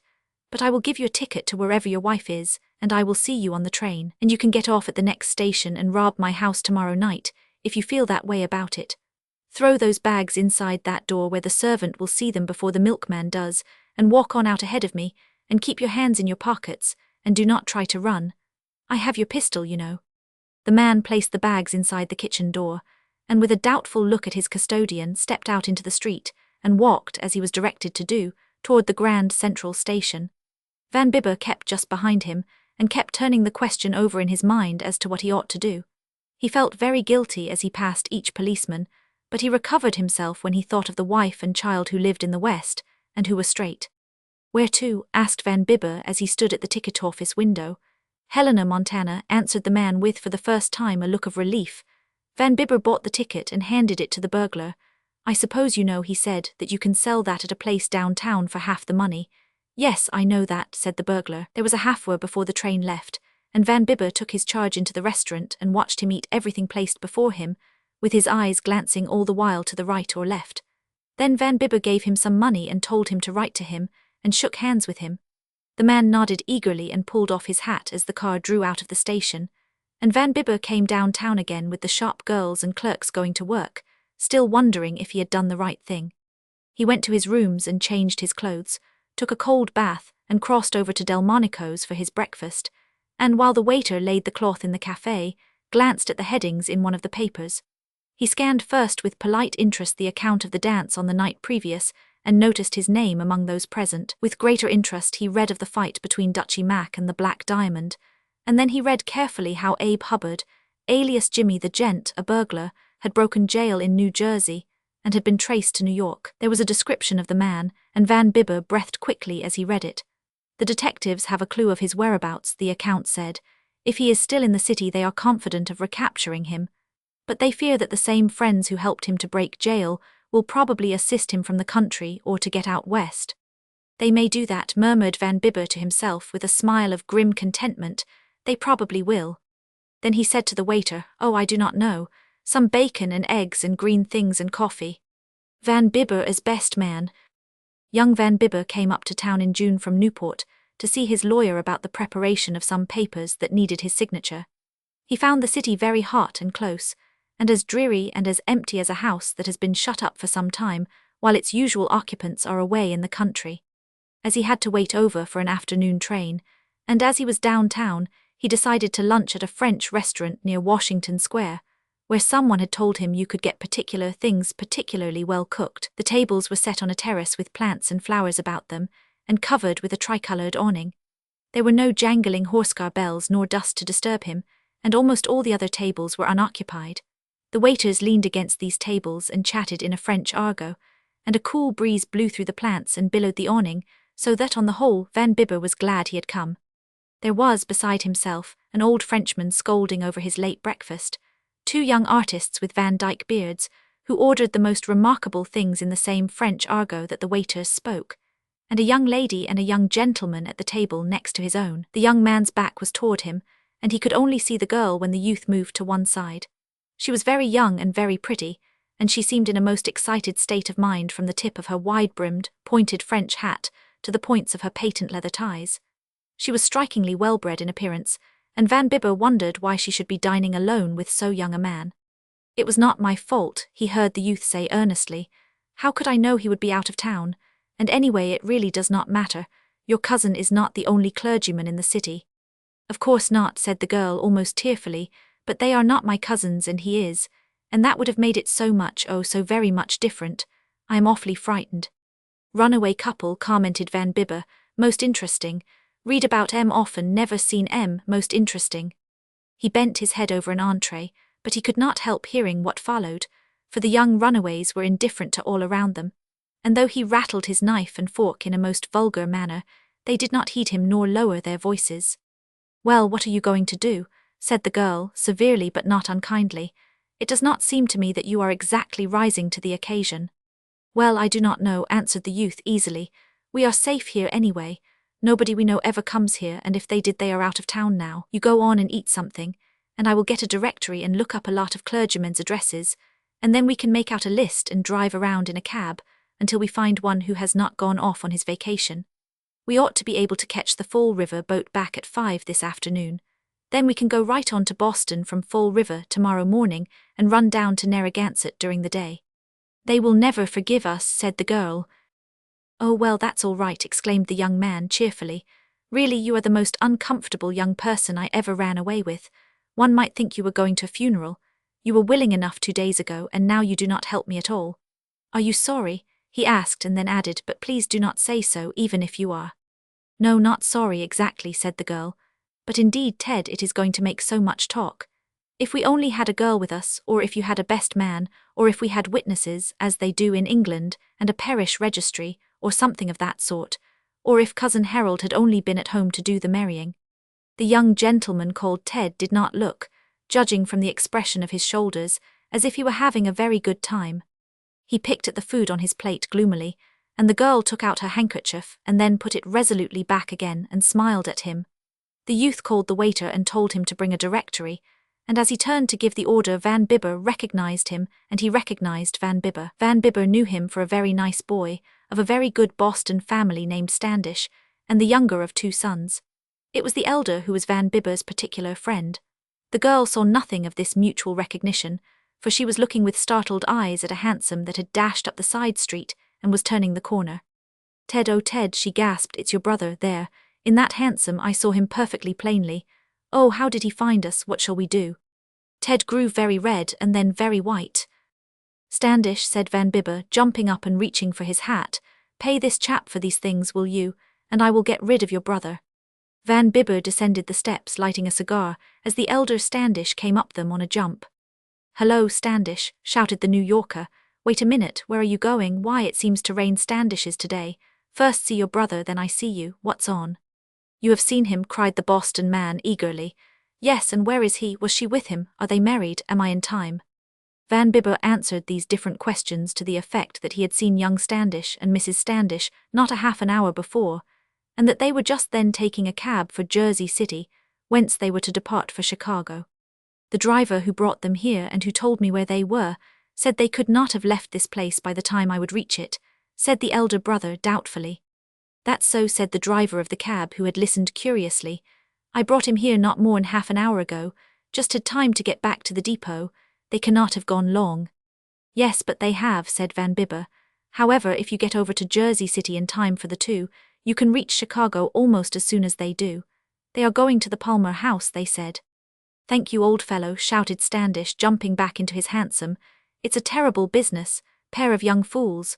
Nobody objected to the marriage, only too young, you know, ever so much obliged. Do not mention it, said Van Bibber politely.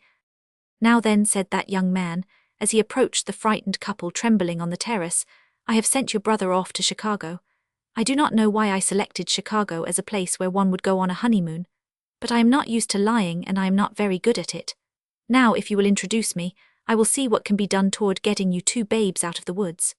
Standish said, Miss Cambridge, this is Mr. Cortlandt Van Bibber, of whom you have heard my brother speak. And Miss Cambridge said she was very glad to meet Mr. Van Bibber, even under such peculiarly trying circumstances.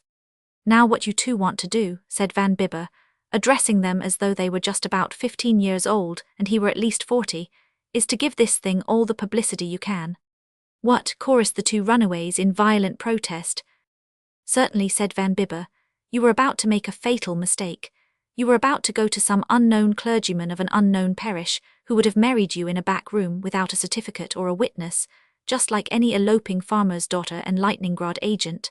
Now it's different with you 2. Why you were not married respectably in church I do not know, and I do not intend to ask, but a kind Providence has sent me to you to see that there is no talk nor scandal, which is such bad form, and which would have got your names into all the papers. I am going to arrange this wedding properly, and you will kindly remain here until I send a carriage for you.